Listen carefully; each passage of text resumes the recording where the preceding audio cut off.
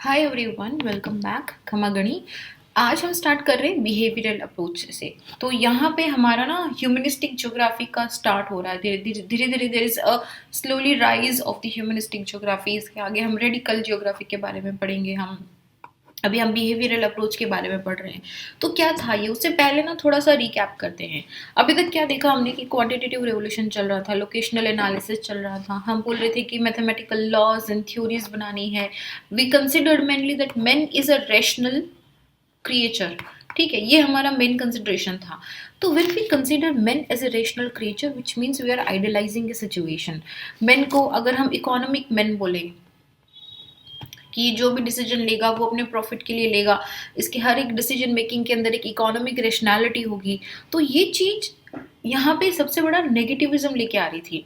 और दूसरा कि मिड 1960s के अंदर क्या हुआ था कि जब स्टेटिस्टिकल मैथमेटिक टेक्निक्स को बहुत ज़्यादा इंक्रीज हो गई थी, कॉमनली एक्सेप्टेड हो गई थी। और जो कंट्रोवर्सी थी हमारी कि सिस्टमेटिक वर्सेस रीजनल जियोग्राफी का जो जो जो कंट्रोवर्सी था कि कौन सी ज़्यादा सुपीरियर है, वो यहाँ पे ख़त्म हो गई थी। लेकिन इन सब चीज़ों के ख़त्म होने के बाद में ये जो रिवोल्यूशन है, quantitative revolution, around late 1960s में 1963 65 के आसपास में ये धीरे धीरे रिसीड होने लग गया था।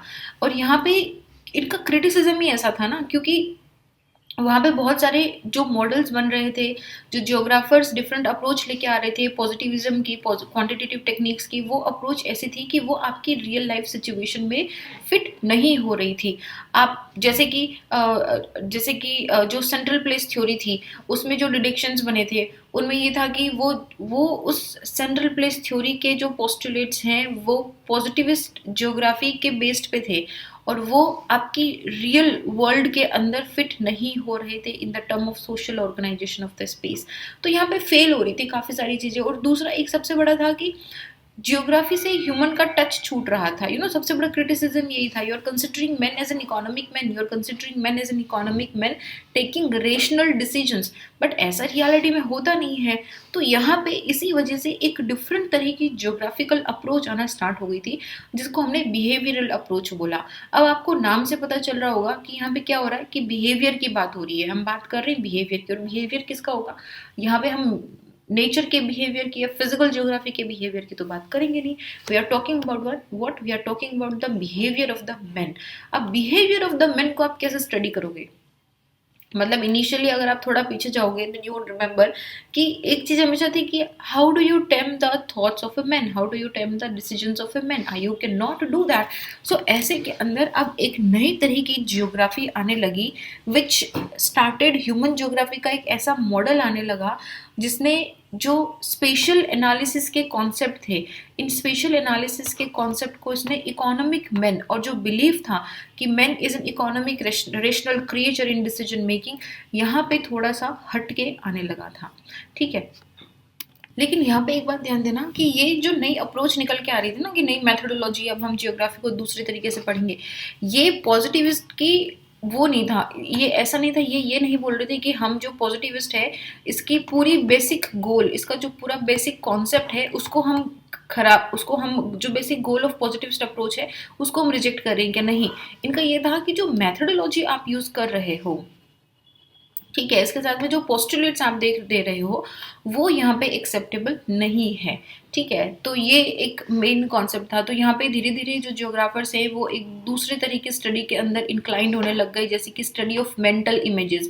दो चीजें होती है, मतलब यहाँ पे डिसीजन मेकर जो होता है वो, देखो हर एक, हम जैसे बोलते हैं ना कि हर सिक्के के दो पहलू होते हैं, उसी तरीके से यहाँ पे ना एक बात उभर के आने लगी कि एक वो चीज़ है जो रियलिटी में हो सकती है, और एक वो चीज़ है जो कि कोई देख रहा होगा। फॉर एग्जाम्पल मैं एग्जाम्पल देती हूँ आपको कि यहाँ पे एक ग्रीन फील्ड है, एक ग्रीन पास्चर लैंड है यहाँ पे। ठीक है, तो अब यहाँ पे तीन लोग हैं, एक यहाँ पे फार्मर है, एक यहाँ पे एक बिजनेसमैन है, और यहाँ पे एक छोटा सा चाइल्ड है, एंड लेट्स जस्ट से कि यहाँ पे एक क्रिकेटर भी है। ठीक है, तो अब क्या फार्मर इस पास्चर लैंड को, ये इसका सब एक सिंपल एनालिसिस क्या है कि भाई ये पास्चर लैंड इतने बड़े इतने एरिया की, इसकी सॉइल की फर्टिलिटी यहाँ इतनी है, यहाँ पे टेम्परेचर, रेन, ह्यूमिडिटी वगैरह ये सब चीज़ें इतनी है। ये सब क्या है, फिजिकल कॉन्सेप्ट है, which is a very objective thing which you can not change. But now the subjective point is getting changed, how the human is perceiving it farmer क्या होगा, इसको देखेगा कि हाँ ये एग्रीकल्चर लैंड बढ़िया है, यहाँ पे खेती बहुत अच्छी होगी, यहाँ पे मैं ये फसल अच्छी उगा सकता हूँ। बिजनेसमैन क्या देखेगा, हाँ यहाँ पे मैं फैक्ट्री अच्छा खोल सकता हूँ, यहाँ पे एनवायरनमेंट बढ़िया है, मेरा रॉ मटेरियल पास में है, मार्केट अवेलेबल हो जाएगा, मुझे लेबर अवेलेबल हो जाएगी। ये सब यहाँ पे ये कॉन्सेप्ट देख रहा है। तो देख रहे हो परसेप्शन कैसे चेंज हो रहा है। और जो चाइल्ड है वो बहुत खुश होगा कि यहाँ पे मैं जाऊँगा, दौड़ूंगा, खेलूंगा अपने दोस्तों के साथ में, गली गली क्रिकेट खेलूंगा, so he is being happy. Where is cricketer है वो कैसे देखेगा, वो देखेगा कि हाँ यार ये लैंड अच्छी है, इसका स्लोप कैसा है, इसका मॉइस्चर कैसा है, यहाँ पे मैं क्या क्रिकेट ग्राउंड बना सकता हूँ, ये बना सकता हूँ। So you see this an individual thought process, there is an subjective या फिर जिसको हम बोलते हैं कि परसीव्ड एनवायरमेंट है rather than the objective reality. ये जो मैंने आपको बात बोली है ना कि पार्शियल लैंड ऐसा है, ये ऑब्जेक्टिव रियलिटी है। लेकिन क्या इन 4 लोगों ने इस एक ऑब्जेक्टिव रियलिटी को एक ही तरीके से देखा है? नहीं देखा है ना। तो इसको हम क्या बोलते हैं, ये हो गई मेरी सब्जेक्टिव या फिर मेरी परसीव्ड एनवायरमेंटल रियलिटी। समझ रहे हो मेरी बात को। तो ये जो होता है ये डिफरेंस था।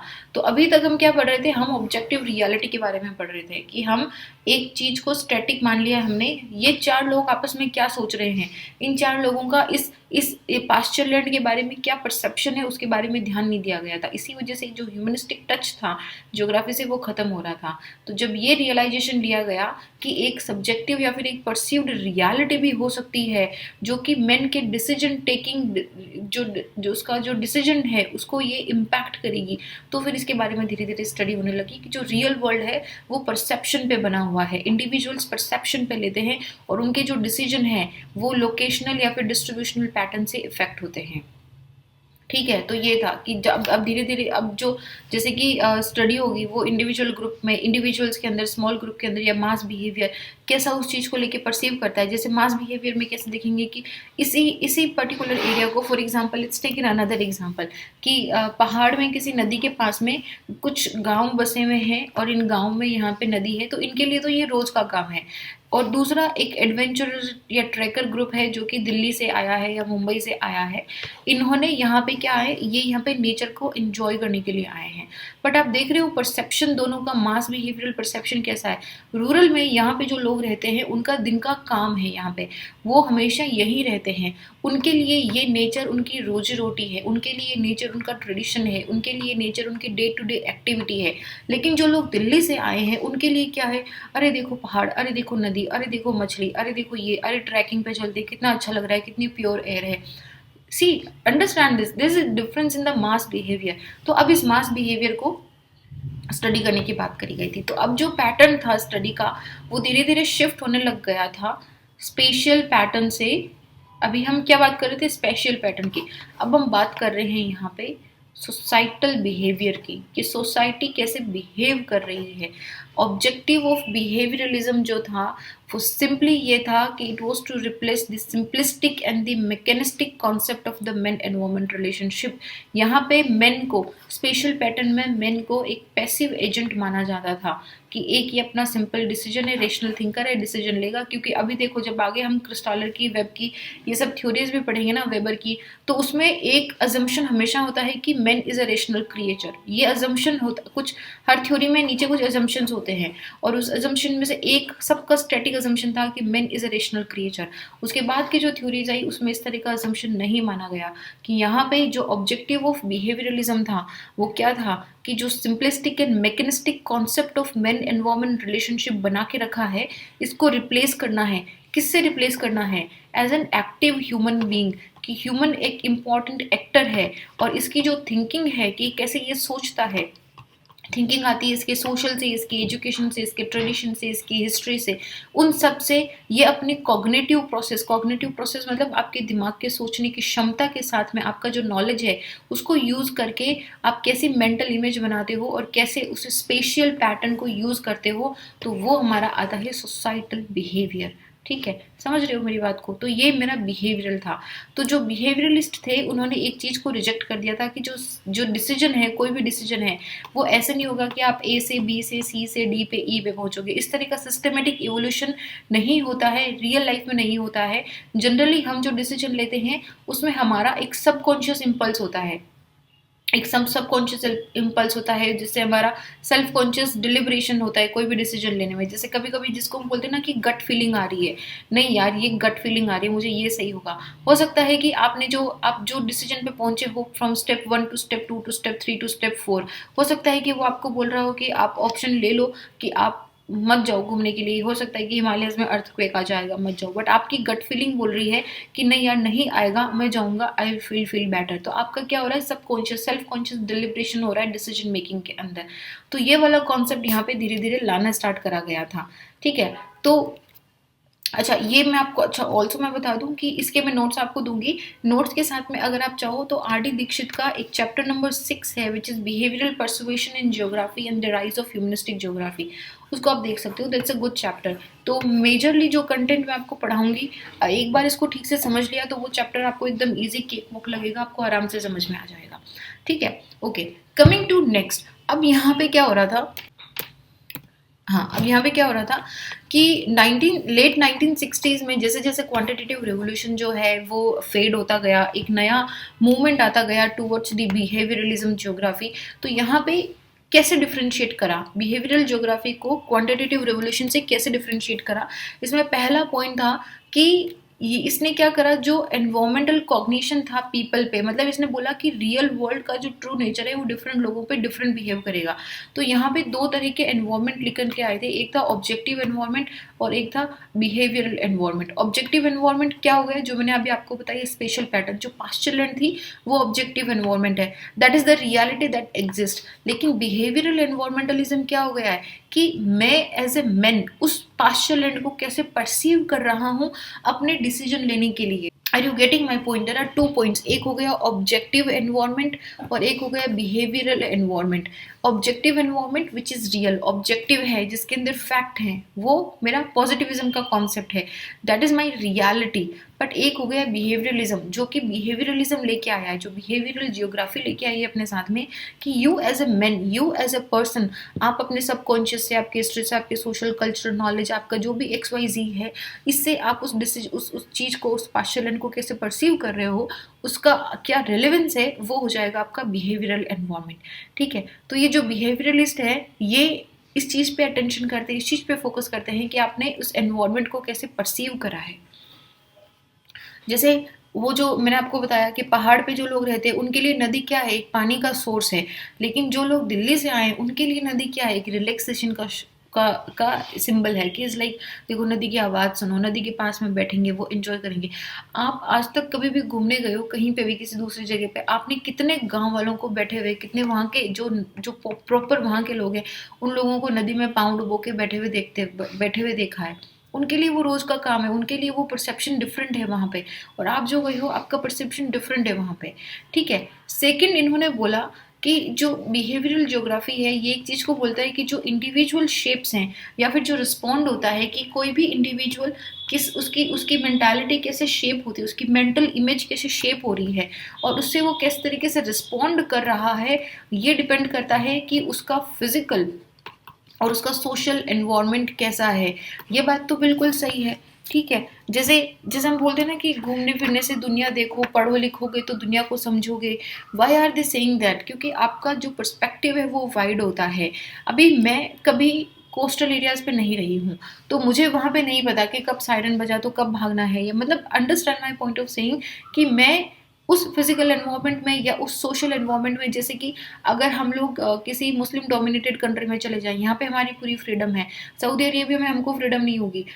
अंडरस्टैंड कि if you are living there, तो आपका जो फिजिकल एंड सोशल एनवायरनमेंट है वो आपको इंडिविजुअल को शेप करता है, और इंडिविजुअल कैसे रिस्पॉन्ड करेगा इस चीज़ को शेप करता है। तो बिहेवियरलिज्म ने ये चीज़ भी बोली थी कि जो बिहेवियर होता है ना, किसी भी आदमी का कोई भी बिहेवियर जो है वो एक and product of chain events नहीं होता है। And product of chain events का मतलब क्या है कि ऐसा नहीं है कि ऐसा होगा तो ऐसा होगा, फिर ऐसा हो जाएगा, फिर ऐसा हो जाएगा। जैसे कि आपने देखा होगा कुछ लोग प्लानिंग करते हैं, पहले हम यहाँ जाएंगे, वहाँ जाएंगे, ऐसे करेंगे, वैसे करेंगे, ऐसे करेंगे, वैसे करेंगे, तो वो क्या है, and product of chain events है।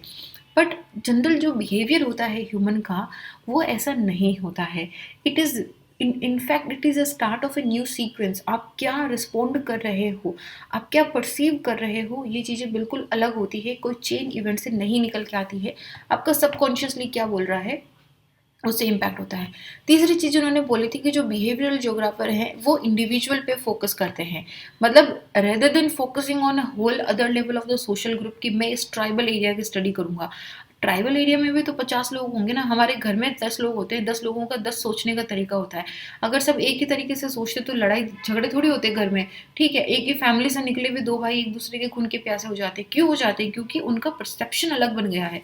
तो इन्होंने यही बोला बिहेवियरल ने कि मैं इंडिविजुअल पे फोकस करा जाएगा, behavioural geography will focus on the individual rather than the social group. ठीक है, तो इन्होंने ये बोला कि हाँ, बाद में ये हो सकता है कि हम हर एक इंडिविजुअल की स्टडी करके हम रॉ मटेरियल को लेके फिर हम एक जनरलाइज्ड लॉ बना लें या जनरलाइज्ड थ्योरी बना लें, बट स्टार्टिंग के अंदर हम इंडिविजुअल पे फोकस करेंगे। और चौथी चीज़ उन्होंने बोली थी कि जो बिहेवियरल ज्योग्राफी है ना, ये मल्टी डिसिप्लिनरी है। आप इसको सिर्फ इस चीज़ से मत लिंक करो कि मैं सिर्फ ज्योग्राफी पढ़ रहा हूँ, क्या नहीं, ज्योग्राफी नहीं है, आपकी साइकोलॉजी होगी, आपके यहाँ पे इकोनॉमी होगी, आपके यहाँ पे 4-5 तरह की साइंसेज आएंगी। तो बिहेवियरल ज्योग्राफी जो है वो बिहेवियरल प्रोसेस में ध्यान देता है। एंथ्रोपोलॉजी आएगी यहाँ पे, क्यों आएगी? क्योंकि आप यहाँ पे 50 चीज़ों में ध्यान दे रहे हो, मल्टी डिसिप्लिनरी है। क्या आपका कोई भी रिस्पॉन्ड जो है वो किसी एक चीज़ को सोचने से आ जाएगा? नहीं, 50 चीज़ें आपके दिमाग में चल रही होगी, 50 चीज़ों ने आपकी लाइफ को शेप करा होगा, वहाँ से निकल के फिर आएगा। तो इन्होंने ये बोला कि बिहेवियरल ज्योग्राफी एक मल्टी डिसिप्लिनरी अप्रोच है। ठीक है, तो ये तो इसका कॉन्सेप्ट समझ आई थिंक आपको आ गया होगा कि बिहेवियरल ज्योग्राफी ह्यूमन ज्योग्राफी का एक ऐसा अप्रोच है जिसमें human activities in the space को स्टडी करा जाता है, और ये काफ़ी लार्जली इंडक्टिव होती है। जनरली ये जो बिहेवियरल अप्रोच है, it lies in the fact that when which people behave is mediated by their understanding of the environment. वो कैसे जगह पे रहते हैं, उनका कैसा एनवायरनमेंट आसपास का उनको कंफर्ट करता है, उस चीज़ पे डिपेंड करता है कि उनका कैसा बिहेवियर होगा, कैसा उनका रिस्पॉन्स होगा वहाँ पे। ठीक है, तो पहले तो एक बार ऑब्जेक्टिव से पहले हम बिगनिंग देख लें कि किस तरीके से स्टार्ट हुआ था। हम एक बार बिगनिंग देखेंगे तो चीज़ें थोड़ी इजी हो जाएगी। सो हुआ क्या था कि इनिशियली देखो, जैसे ही आप, अच्छा आपको इसमें एक तो कुछ जियोग्राफर्स के नाम ध्यान रखने होंगे। जैसे कि एक हो गया, मैं ये दे दूंगी आपको, ये सब नोट्स में है, गिलबर्ट वाइट, जिन्होंने हज़ार्ड पे थ्योरी बनाई थी कि जब इस तरह का हज़ार्ड या फिर एनवायरमेंटल आती है, कंडीशंस आती हैं, तो उस पर किस तरीके से रिएक्शन होता है। एक राइट थे हमारे, this is not the Wright brothers, this is a different right, 1946 के अंदर थे। इन्होंने एक पूरा नया आइटम दिया था, जियोसॉफी, फिलोसॉफी और जियोग्राफी को मिला के जियोसॉफी दिया था इन्होंने। एक थे हमारे किर्क, वेरी वेरी इंपॉर्टेंट। इन्होंने ये जो हम बात कर रहे हैं ना कि रियल क्या है और परसीव्ड क्या है, इस चीज़ के बारे में किर्क ने बोला था। एक हमारे लोवर्थल थे, इन्होंने जो राइट ने जो बोला था जियोसॉफी, इसको पॉपुलराइज करा था कि हाँ, geography is a concept of philosophy also. एक ये हमारे बहुत इंपॉर्टेंट हैं, जूलियन वॉलपार्ट ने माइग्रेशन पे थ्योरी दी थी, इनके बारे में हम थोड़ा पढ़ेंगे अच्छे से। ठीक है, एक हमारे थे PRED, पर्ड ने बिहेवियरल मैट्रिक्स दिया था, that is also very interesting topic. इससे काफ़ी बच्चे डर जाते हैं बिहेवियरल मैट्रिक्स से, बट ये बहुत इंटरेस्टिंग है, मैं आपको बताऊंगी। एक हमारे गोल्ड थे, GOULD, नॉट GOLD, गोल्ड। और एक हमारे डाउन थे, गोल्ड एंड डाउन, इन दोनों ने मेंटल मैप दिए थे। मैं आपको वो भी बताऊंगी कि मेंटल मैप क्या होता है। ठीक है, तो ये हमारे गिलबर्ट वाइट हो गए, राइट हो गए, किर्क हो गए, लोवर्थल हो गए, जूलियन वॉलपर्ट हो गया, ब्रेड गोल्डन डाउन। इन ये थोड़े इंपॉर्टेंट जियोग्राफर हैं। अगर अच्छा होगा कि आप इनमें से कुछ एक का नाम ध्यान रख लो तो it would be better. Beginning of behavioural moment कैसे हुआ, किस तरीके से स्पेशल कॉन्टेक्स्ट के अंदर जो डिसीजन प्रोसेस है उसमें चेंज होना स्टार्ट हुआ। उसके लिए एक बात समझो कि अराउंड 1956 के अंदर एक जियोग्राफर थे, साइमन का एक पेपर आया था। इन्होंने जो अभी तक क्वांटिटेटिव, और ये बात देखो, ये क्या है, लेट 1960s की बात हो रही है, जब क्वांटिटेटिव रिवोल्यूशन रिसीड कर रहा है, जब उसका क्रिटिसिज्म हो रहा है। तो इसी वक्त पे क्वांटिटेटिव रिवोल्यूशन के अंदर जो कॉन्सेप्ट दिया गया था कि man is an economic creature, ये हमेशा जो बेस्ट डिसीजन होता है वही लेता है, जो प्रॉफिटेबिलिटी यहाँ पे था कि मैक्सिमम प्रॉफिट को मैक्सिमाइज करने के डिसीजंस लेता है।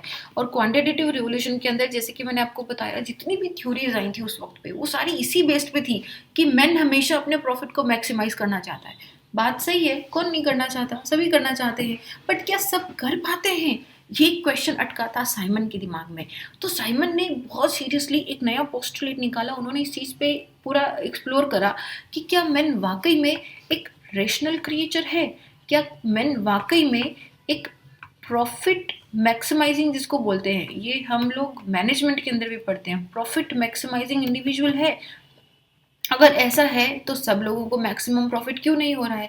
तो साइमन ने बोला, इन्होंने पूरा स्टडी करा, तो साइमन जो ये थे हमारे जियोग्राफर, इन्होंने बोला कि यार मेन जो है ना, इसका नॉलेज लिमिटेड है, ठीक है। अगर इसका नॉलेज लिमिटेड है तो क्या इसका डिसीजन भी इसी नॉलेज से बाउंडेड नहीं होगा। सही बात है ना, है या नहीं है।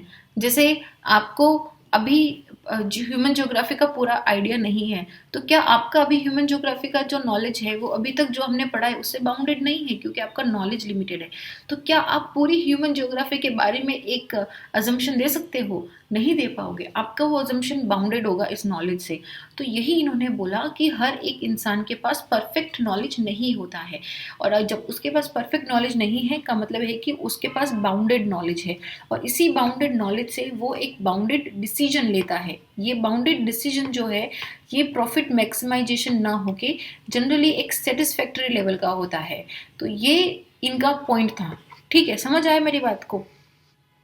क्वांटिटेटिव रेवोल्यूशन के क्रिटिसिज्म में जब ये बात करी गई थी कि man is an economic creature, man हमेशा प्रॉफिट को मैक्सिमाइज करने की बात करता है कि मैं अपने प्रॉफिट को मैक्सिमम से मैक्सिमम करूं, ज़्यादा से ज़्यादा करूं, लेकिन वो बात हर जगह सही नहीं होती है। Man is not always a rational creature.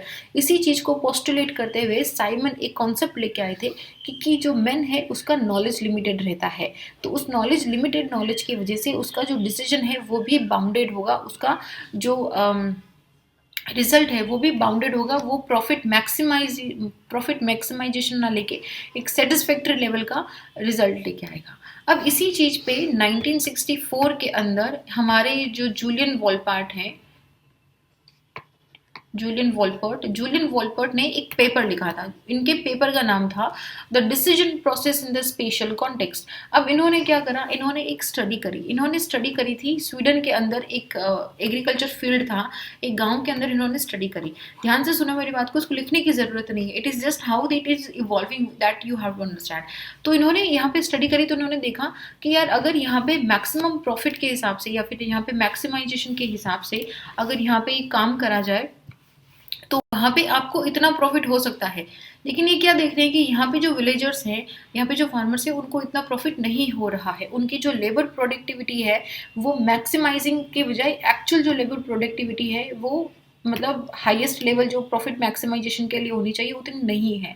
तो उन्होंने क्या बात करी कि जो प्रोडक्टिविटी है एग्रीकल्चर की वो डिपेंड करती है कि वो फार्मर कैसा डिसीजन ले रहा है। सही बात है, यही तो है, मतलब इन्होंने शब्दों में लिख दिया। अब इन्होंने बोला कि ये जो फार्मर है ये हाईएस्ट प्रोडक्टिविटी पे या फिर ऑप्टिमाइजिंग डिसीजन मेकिंग पे क्यों नहीं जाता है। हो सकता है कि इसके पास वो मोटिवेशन ना हो सकता है कि इसके पास वो रिसोर्सेज ना हो सकता है कि इसकी सोशल एंड एनवायरमेंटल कंडीशंस वैसी हो सकता है कि इसके पास फाइनेंशियल कंस्ट्रेंट्स हो सकता है कि इसके पास एक हिस्टोरिक रिफ्लेक्शन हो, XYZ 10 चीज़ें हो सकती है कि इस वजह से इसका जो नॉलेज है वो बाउंडेड है, इसकी जो एस्पिरेशंस है वो बाउंडेड है।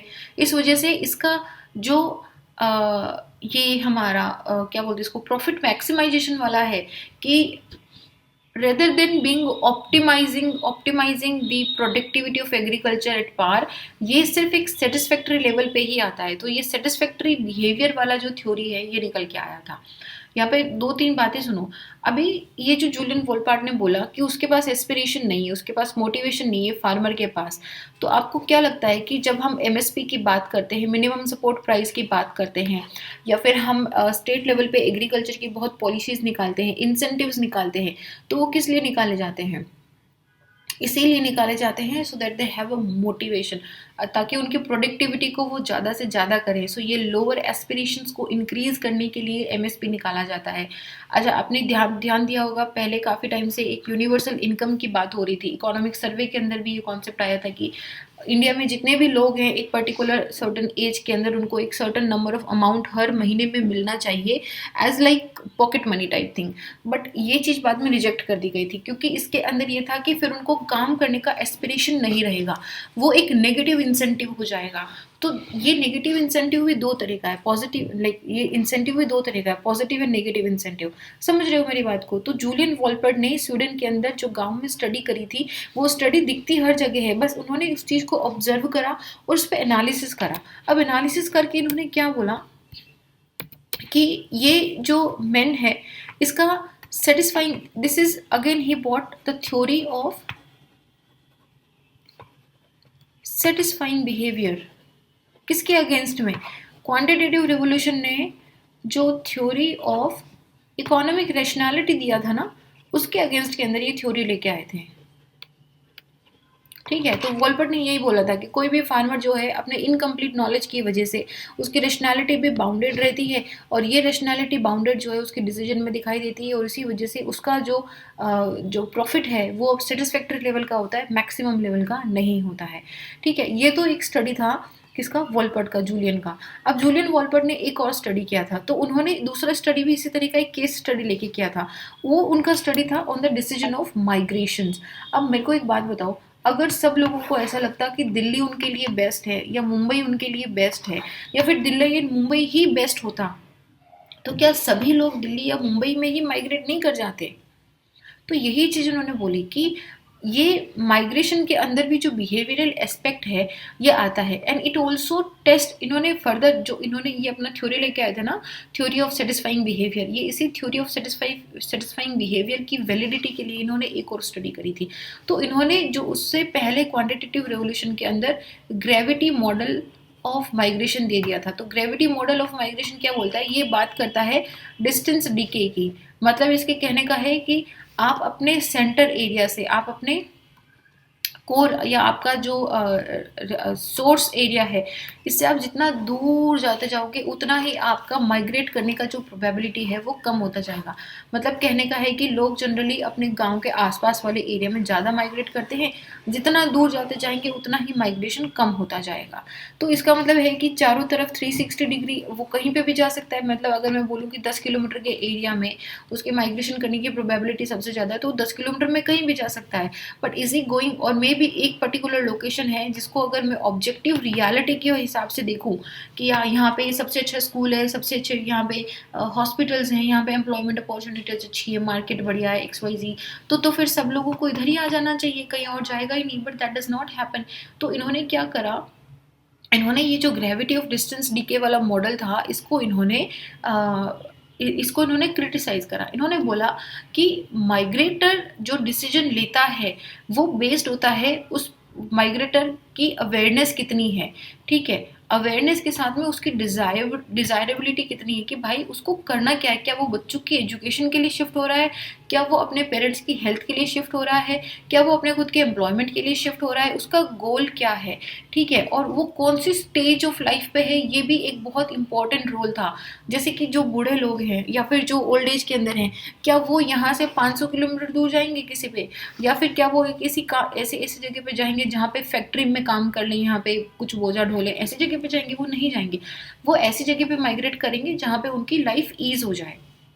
ठीक है, तो ये इन्होंने बोला था कि माइग्रेटर जो है उसका डिसीजन कुछ चीज़ों से इन्फ्लुएंस होता है, जैसे कि उसकी अवेयरनेस कितनी है, जैसे कि उसकी डिजायरेबिलिटी कितनी है, जहाँ जिस प्लेस पे वो जाएगा वो उसके लिए कितना यूजफुल होगा, उसका गोल क्या है, वो कौन सी अपने लाइफ साइकिल के कौन से स्टेज में है, ये सारी, उसका मोटिवेशन क्या है वहाँ पे जाने का, ये सारी चीज़ें इन्फ्लुएंस करेगी।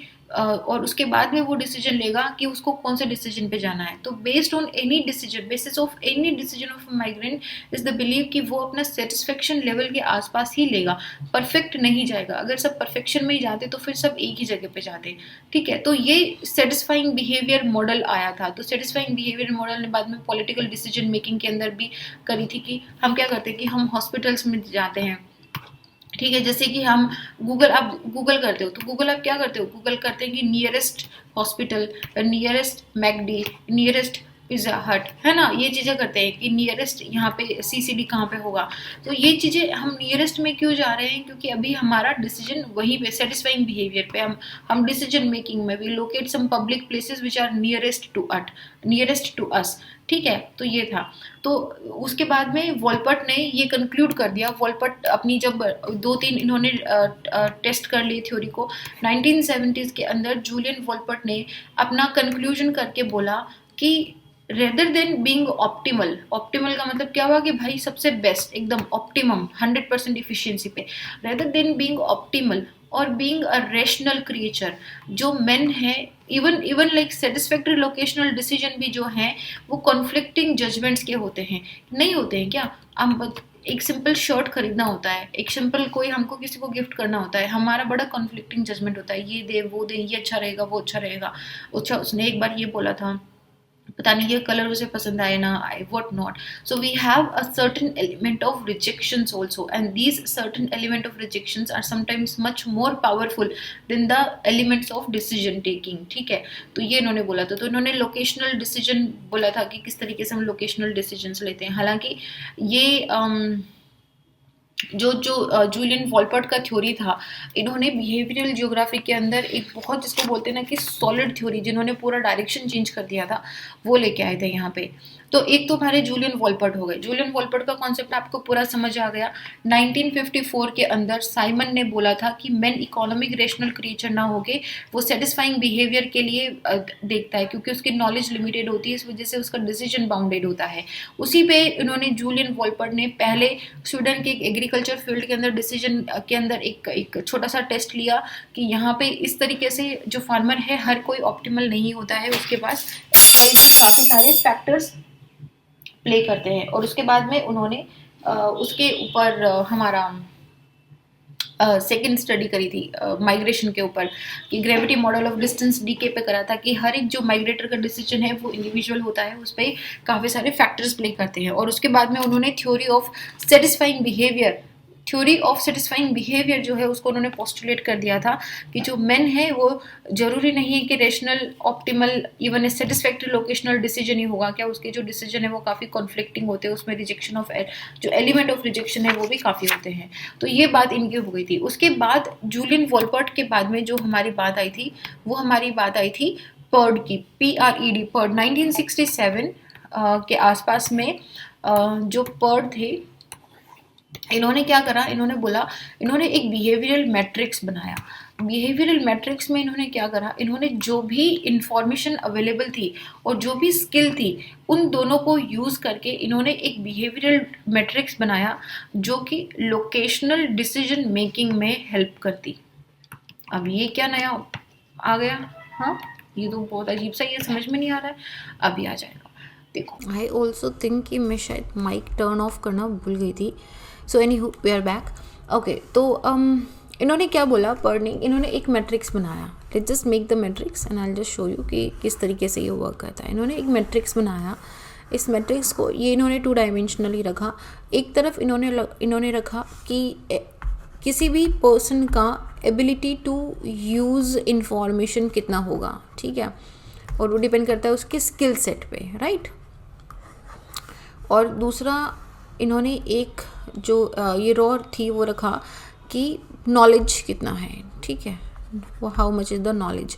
तो जैसे जैसे हम टॉप टू बॉटम जाते जाएंगे, नॉलेज जो है वो परफेक्शन की तरफ जाता जाएगा। So can we write it towards perfect knowledge, right. और जैसे जैसे हम फर्स्ट कॉलम से लास्ट कॉलम की तरफ जाते जाएंगे, वैसे वैसे जो स्किल सेट है या फिर जो एबिलिटी टू यूज़ इंफॉर्मेशन है वो बढ़िया होती जाएगी। तो क्या हम इसको बोल सकते हैं towards optimal solution? Are you getting my point? दोनों चीज़ें में क्या है, ये जो मेरी रॉ है या फिर इसको मेरा वाई एक्सिस बोल लो, वाई एक्सिस पे मैंने रखा है कि टू नॉलेज, और जैसे जैसे हम टॉप टू बॉटम जाते जाएंगे वैसे वैसे मेरा नॉलेज परफेक्शन होता जाएगा, नॉलेज का इंक्रीमेंट होता जाएगा। तो top to bottom I am going towards the perfect knowledge, which means here I have the perfect knowledge. अगर यहाँ पे है का मतलब है कि यहाँ पे हर जगह पे मेरा परफेक्ट नॉलेज है, ठीक है।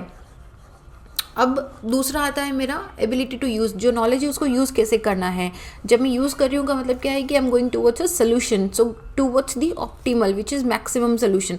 तो जैसे जैसे मैं अगर लेफ़्ट टू राइट जाते जाऊँगी मेरा सोल्यूशन ऑप्टिमल होता जाएगा, and this goes everywhere, which means कि अगर मैं इस पॉइंट को, इस पर्टिकुलर पॉइंट को इस पॉइंट को मिला दूँ तो यहाँ पे मेरा maximum information with the maximum utilisation है, that means this point is for my perfection. और यहाँ पे क्या हो जाएगा, अगर मैं इसको देखूँ तो ये हो जाएगा मेरा दिस पॉइंट ए हो जाएगा, जहाँ पे इंफॉर्मेशन कम है और स्किल सेट भी कम है। तो इन्होंने क्या बोला कि कोई भी एंटरप्रेन्योर का ये जो पूरा रॉज एंड कॉलम इस तरीके से इन्होंने बनाया, इसमें इन्होंने इन्फॉर्मेशन लिखी, ये B11 है, ये B12 है, ये B13 है, इस तरीके से ये B1N है, और सिमिलरली ये B21 हो जाएगा, B31 हो जाएगा। If you remember from the matrix this is the same thing only, ठीक है। तो ये वाला जो कॉलम है ये क्या हो जाएगा, BNN हो जाएगा मेरा, ठीक है। नाउ इन्होंने बोला कि कोई भी एंटरप्रेन्योर या कोई भी बिजनेसमैन का आप यहाँ पे पोजीशन रख सकते हो बेस्ड ऑन कि उसका स्किल सेट क्या है, बेस्ड ऑन का उसका नॉलेज क्या है।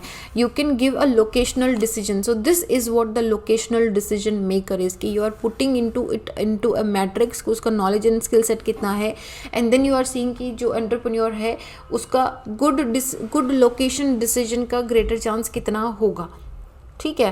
तो यहाँ पे देखो, बट हमेशा वो बात नहीं होती, जैसे कि आप देखो वॉरेन बफे हैं, उनके पास हाई स्किल्स नहीं है, हमारे बिल गेट्स हैं, ठीक है, उनके पास हाई स्किल्स नहीं है। हमारे काफ़ी सारे ऐसे, जैसे नरेंद्र मोदी जी को ले लीजिए, he does not have a lot of skill set, मैं बोलूँगी इसको, and by skill set I mean to say कि जैसे अगर हम बिजनेस में बात करते हैं कि आपके पास ये MBA में ग्रेजुएशन डिग्री होना चाहिए, या आपके पास ये कोर्स या वो डिग्री या ये सर्टिफिकेट होना चाहिए, वो सब चीज़ों की मैं यहाँ पे पर्टिकुलरली बात कर रही हूँ। इट्स नॉट लाइक कि आपका जनरल साइंस है नॉलेज, ठीक है। तो यहाँ पे इन्होंने बोला है कि ज़रूरी नहीं है कि हर बार जो पॉसिबिलिटी है वो यही हो, कभी कभी ये भी हो सकता है कि कोई एंटरप्रेन्योर जो है जिसके पास नॉलेज लिमिटेड हो, ठीक है, हो सकता है कि वो B2 पे हो, लेकिन हो सकता है कि वो एक बहुत ही शानदार स्किल सेट को रखता हो, तो उसका जो chances of taking the good decision है वो ज़्यादा हायर हो जाएगा, उसमें एक बेटर लोकेशनल सोल्यूशन निकल के आएगा, rather than a person who might have a higher knowledge और हायर द स्किल सेट, ठीक है। But again this is one of the very limited chances it happens. So ये पर्ड का locational behavioural matrix था, किसके लिए था, ये डिसीजन मेकर के लिए, लोकेशनल डिसीजन मेकर के लिए, behavioural matrix of what, of locational decision maker. So this was about the PERT, ठीक है। तो ये जो अटेम्प्ट करा था पर्ड ने, this was to incorporate probability into locational analysis. Locational analysis में based on the knowledge and skill आप क्या कर रहे हो, प्रोबेबिलिटी लेके आ रहे हो। सो इस तरीके से आगे डेवलपमेंट होना इसमें स्टार्ट हुआ था। तो अब अगर हम ऑब्जेक्टिव की बात करें तो ऑब्जेक्टिव क्या था कि एक तो हमको ह्यूमन फिनोमिना पे मॉडल्स डेवलप करने हैं, दूसरा कॉग्निटिव या जो सब्जेक्टिव एनवायरनमेंट होता है, which is what how you perceive, which is the perception you are having, and psychological and social theories of human पे डिसीजन मेकिंग, कैसा डिसीजन मेकिंग होगा, कैसा उसका बिहेवियर होगा, इसको आपको एक स्पेशल फ्रेमवर्क के अंदर लाना है। और ये जो स्पेशल फ्रेमवर्क है इसी को हम बोलते हैं लोकेशनल डिसीजन मेकिंग। एक लोकेशन के बेस्ड पे, लोकेशन पे आप कैसा डिसीजन ले रहे हो वहाँ पे, ठीक है।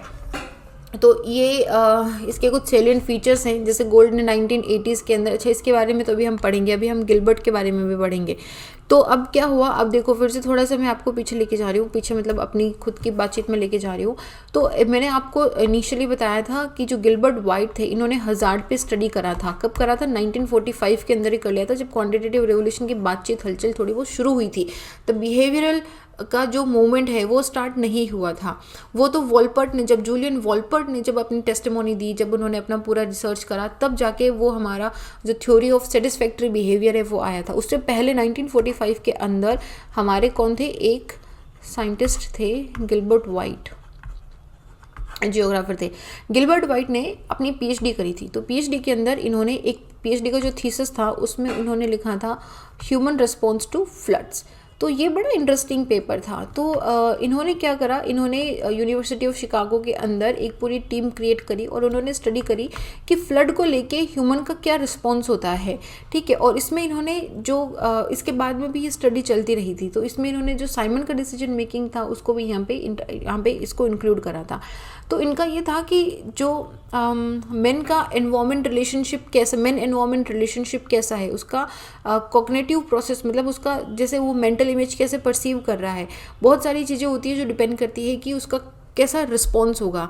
For him geography was not just about क्या बोलते हैं उसको, response of the man, but also about कि सोशली रेलिवेंट है या नहीं है।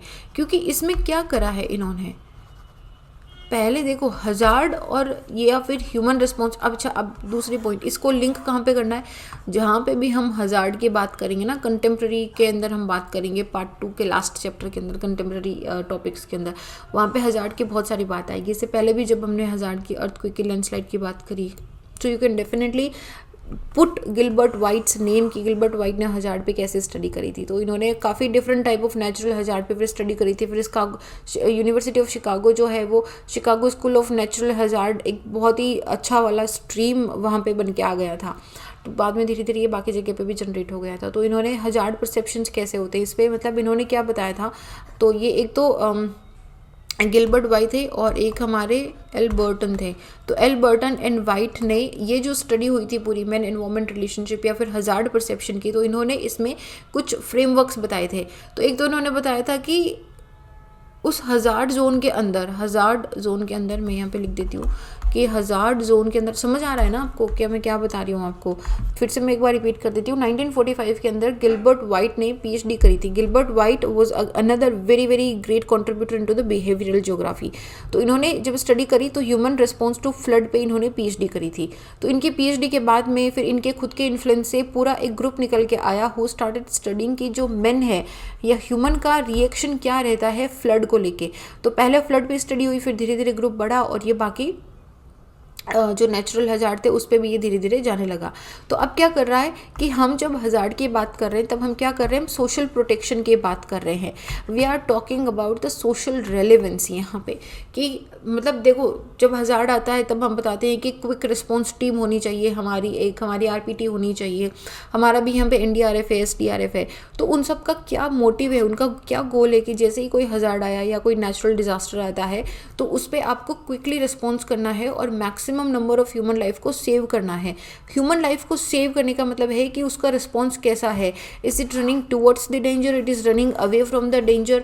उसके बाद में जो पोस्ट हमारे ट्रोमेटिक सेशंस भी होते हैं, you know some people have the PTSD also, कि उनको पोस्ट ट्रोमेटिक मेंटल डिप्रेशन होना स्टार्ट हो जाता है। सो उसको कैसे ट्रीट करना है, how everybody's perception towards that.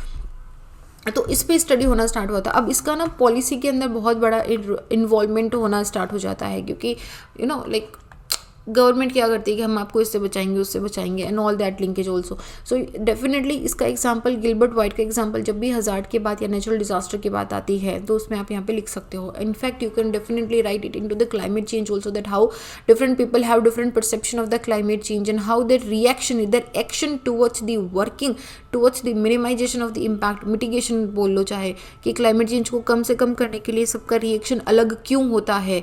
ठीक है, तो ये research on perception of hazard करी थी। तो यहाँ पे आप इस पॉइंट को डेफिनेटली लेके आ सकते हो। In fact you should write it down somewhere. हो सकता है कि जब मैं आपको बता रही हूँ तो मुझे 5 बातें एक्स्ट्रा याद आ रही है, बट जब मैं नोट्स बनाऊँ तो हो सकता है कि वो चीज़ मेरे दिमाग से निकल जाए। ठीक है, तो आप अपने शॉर्ट नोट्स में इसको लिख लो। तो यहाँ पे बर्टन एंड वाइट जो थे, इन्होंने क्या करा, इन्होंने जो हजार्ड परसेप्शन स्टडीज़ हैं इसमें इन्होंने कुछ फ्रेमवर्क्स बनाए थे। एक तो कि ह्यूमन ऑक्यूपेंस कितना है उसके अंदर, उस हजार्ड एरिया के अंदर कौन से एरिया तक ह्यूमन रहता है। उसके बाद में ह्यूमन का एडजस्टमेंट कैसा है, जैसे कि मैं आपको बता रही हूँ फ्लड एरियाज़ होते हैं या फिर जो हमारे उनको मान लो जैसे साइक्लोन वाले एरियाज़ हैं, ठीक है, जहाँ पे साइक्लोन प्रोन एरियाज़ है, बहुत जल्दी उड़ीसा वेस्ट बंगाल का एरिया जहाँ पे बहुत फ्रीक्वेंटली साइक्लोन आता है, वहाँ पे they have adapted themselves towards this cyclone की। अच्छा हर साल आएगा तो किस तरीके से उनको मिनिमम इम्पैक्ट रखना है। तो ह्यूमन का एडजस्टमेंट कैसे हुआ है उस हजार्ड में। फिर लोग उस अकरेंस ऑफ हजार्ड को कैसे परसीव करते हैं, क्या एस्टिमेशन है उनका, परसेप्शन एंड एस्टिमेशन क्या है यहाँ पे, ठीक है। ये सब वैसे चीज़ें बुक में भी दी हुई हैं तो आपको आराम से आ जाएगा। फिर किस तरीके से वो ऑप्टिमल सेट ऑफ एडजस्टमेंट करते हैं कि उनके जो सोशल कॉन्सिक्वेंसेज हैं वो वहाँ पे कम से कम हो। तो इस तरीके से हजार्ड पे स्टडी हुआ था। ओके, तो इसके बाद में हमारा ना स्टडी ऑफ मेंटल मैप आना स्टार्ट होता है कि हमने मेंटल मैप का स्टडी करना स्टार्ट करा था। तो यहाँ पे ये सब चीज़ें हमने पढ़ ली है। अप्रोच के बारे में हम बात कर रहे हैं, इसके बारे में हम बाद में बात करेंगे। ओके, तो अब बात करते हैं मेंटल मैप की। मेंटल मैप को हम जियोग्राफीज ऑफ माई माइंड भी बोलते हैं। मेंटल मैप पहले तो होता क्या है और मेंटल मैप पढ़ना ज़रूरी क्यों है और क्यों हम इसको बिहेवियरल ज्योग्राफी के अंदर पढ़ रहे हैं। तो जो बिहेवियरल ज्योग्राफी की बात आती है तो इसमें कॉन्सेप्ट ऑफ मेंटल मैप या फिर ज्योग्राफीज ऑफ माइंड जो है इसका इन्फ्लुएंस आया था पीटर गोल्ड से, ठीक है। पीटर गोल्ड से आया था। इन्होंने ये आर्ग्यू करा था कि कोई भी अगर लोकेशनल डिसीजन लिया जाता है, जैसे कि मैंने आपको पास्चर लैंड का एग्जांपल दिया, जैसे कि मैंने आपको पहाड़ पे रिवर का नेचुरल सीनरी का एग्जांपल दिया, तो वो डिपेंड करता है इस लोकेशनल डिसीजन पे पहुंचने के लिए डिपेंड करता है कि जो डिसीजन मेकर है, कि जो पर्सन यहाँ पे चार खड़े हैं जो डिसीजन मेकर है वो इस एनवायरनमेंट, जो क्वालिटी ऑफ एनवायरनमेंट है इसको कैसे परसीव कर रहा है। और जियोग्राफर के लिए ये चीज़ बहुत इम्पॉर्टेंट होती है, ध्यान से सुनो, जियोग्राफर के लिए ये चीज़ बहुत इम्पॉर्टेंट होती है कि वो उस मेंटल इमेज ऑफ एनवायरनमेंट को स्टडी करे। उसी के बेसिस पे तो क्या वो खेती करेगा, यहाँ पे बिजनेस खोलेगा, यहाँ पे वो अपना क्रिकेट ग्राउंड खोलेगा या फिर अपना वो यहाँ पे गली गली क्रिकेट खेलेगा, ठीक है। ये डिपेंड करता है इनके मेंटल मैप पे, इन चार लोगों के मेंटल मैप पे। तो पीटर गोल्ड ने क्या बोला कि लोकेशनल डिसीजन जो है it is guided by how कि डिसीजन मेकर का इस पर्टिकुलर एरिया के बारे में परसेप्शन कैसा है, क्वालिटी ऑफ हिज एनवायरनमेंट के बारे में परसेप्शन कैसा है।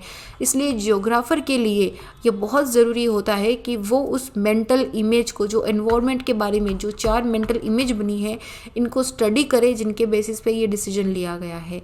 तो ये जो बाकी पहले तो पीटर गोल्ड ने स्पेस दिया था अराउंड 1966 के आसपास में। उसके बाद में यहाँ पे हमारे गोल्ड एंड वाइट का पूरा फुल डेवलप्ड थ्योरी आया गया था 1974 के अंदर।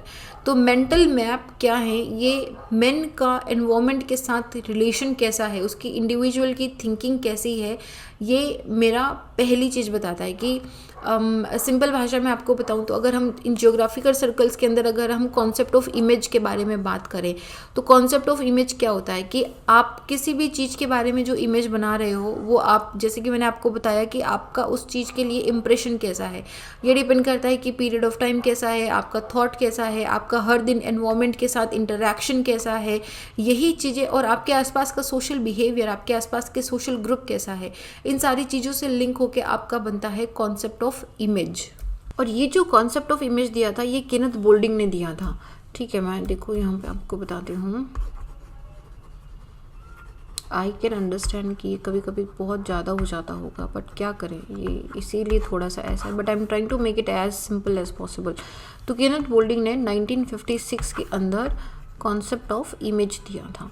तो इन्होंने क्या बोला, अभी हम क्या बात कर रहे हैं, मेंटल मैप की बात कर रहे हैं, ठीक है, हम ज्योग्राफीज ऑफ मैप माइंड की बात कर रहे हैं। तो इसी के अंदर केनेथ का जो कॉन्सेप्ट ऑफ इमेज आया था तो उन्होंने बोला था कि कोई भी जो इंडिविजुअल है ये इसका जो परसेप्शन बना है, परसेप्शन को क्या मैं मेंटल इंप्रेशन बोल दूँ,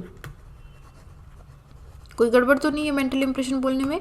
तो किसी भी इंडिविजुअल का जो मेंटल परसेप्शन या फिर जो मेंटल इमेज बनी है ये पीरियड ऑफ टाइम का एक वर्क है, वो डे टू डे लाइफ में किस तरीके से है, उसका एनवायरनमेंट के साथ क्या इंटरेक्शन है, उसका बाकी ग्रुप या इंडिविजुअल्स के साथ में किस तरह का रिलेशनशिप है, एनवायरनमेंट के साथ कैसा रिलेशनशिप है, ये सारी चीज़ें इस मेंटल इम्प्रेशन को बनाती है, ठीक है। और इसी मेंटल इम्प्रेशन के बेसिस पे वो डिसीजन लेता है, चाहे वो नेचुरल हजार्ड का डिसीजन हो, चाहे वो अर्बन एरिया में स्पेशल बिहेवियर का हो, उसको माइग्रेट कहाँ होना है, उसको किस तरह की एजुकेशन लेनी है, उसको फैमिली अपनी किस तरीके से बॉटअप करनी है, ये सारी चीज़ें जो है ये इस मेंटल इम्प्रेशन से डिसाइड होती है। तो इसी मेंटल इम्प्रेशन पे केनेथ ने एक डायग्राम बनाया था। तो इसी केनेथ बोल्डिंग का ही एक इन्होंने एक फ्लो चार्ट बनाया था, उससे कि इन्होंने एक पैराडाइम बनाया था कि मैन एनवायरनमेंट रिलेशन रिलेशनशिप कैसा है। तो अभी हम क्या बात कर रहे हैं, हम एनवायरनमेंट के बारे में बात करें कि एनवायरनमेंट है, एनवायरनमेंट के बारे में एक इमेज क्रिएट करी गई है। ये इमेज जो है ये किसी भी पर्सन के बिहेवियर को इम्पैक्ट करेगी, ठीक है। लेकिन अब ये बिहेवियर है ये एनवायरनमेंट को इम्पैक्ट करेगा।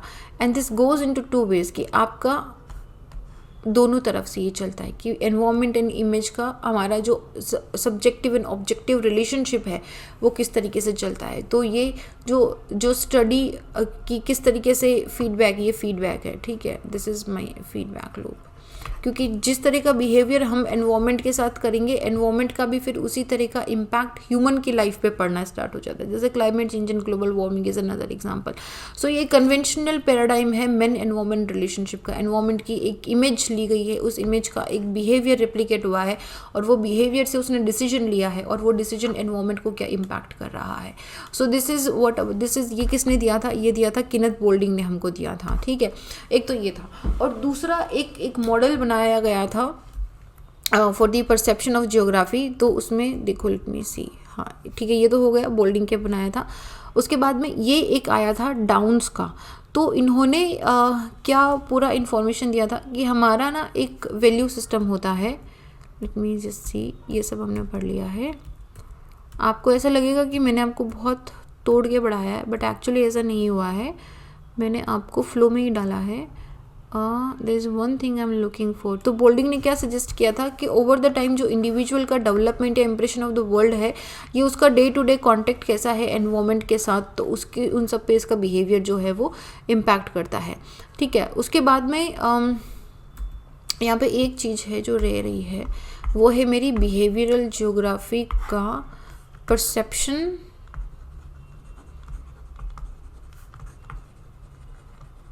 Cognitive image value and behaviour के साथ कैसा रिलेशनशिप है। तो फॉर एग्जांपल देखो, हमने स्टार्ट करा, मैं इसको स्टार्टिंग से करवा रही हूँ। आप ये मैं क्या बता रही हूँ आपको, व्हाट इज़ दिस इज़ कि जो परसेप्शन बनाया है किसी को लेके, मेंटल इंप्रेशन बनाई है, आपकी जो कॉग्निटिव, आपकी जो मेंटल इमेजेस बनी है, साथ में आपका वैल्यू सिस्टम कैसा है कि जिसने आपके पूरे बिहेवियर को या जो आपके डिसीजन को शेप करना है, और आपका बिहेवियर कैसा है। इसका अगर हम एक पूरा मॉडल रेडी करें तो कैसा होगा, एक स्टार्टिंग में क्या होगा कि रियल वर्ल्ड है। रियल वर्ल्ड क्या कर रहा है कि जो जैसा है वो वैसा है, ऑब्जेक्टिव दे रहा है। तो रियल वर्ल्ड से आपको क्या मिल रही है, आपके माइंड में जा रही है इन्फॉर्मेशन। आपने जैसे कि पास्चरलैंड देखा, तो पास्चरलैंड देख के आपके दिमाग में इन्फॉर्मेशन गई, information entered into your mind. अब आपके माइंड ने क्या करा, based on a lot of filters, आपके माइंड ने उसको परसेप्शन करा, ठीक है, उसको देखा, उस पर परसेप्चुअल सेंसेस लगाएं। अब क्या करेंगे कि अब ये जो इन्फॉर्मेशन आपके परसेप्चुअल सेंस में गई है, यहाँ पे बहुत सारे फिल्टर्स लगेंगे कि आपकी पर्सनालिटी, आपकी साइकोलॉजी, लैंग्वेज, सोशल, कल्चरल, आपका नॉलेज, आपकी स्किल, ये सारी कैसी चीज़ें कैसी, इस पर एक फ़िल्टर लगाया आपके दिमाग ने। और जैसे ही आपके दिमाग ने फ़िल्टर लगाया, आपने क्या हुआ, एक इमेज क्रिएट कर ली उसकी।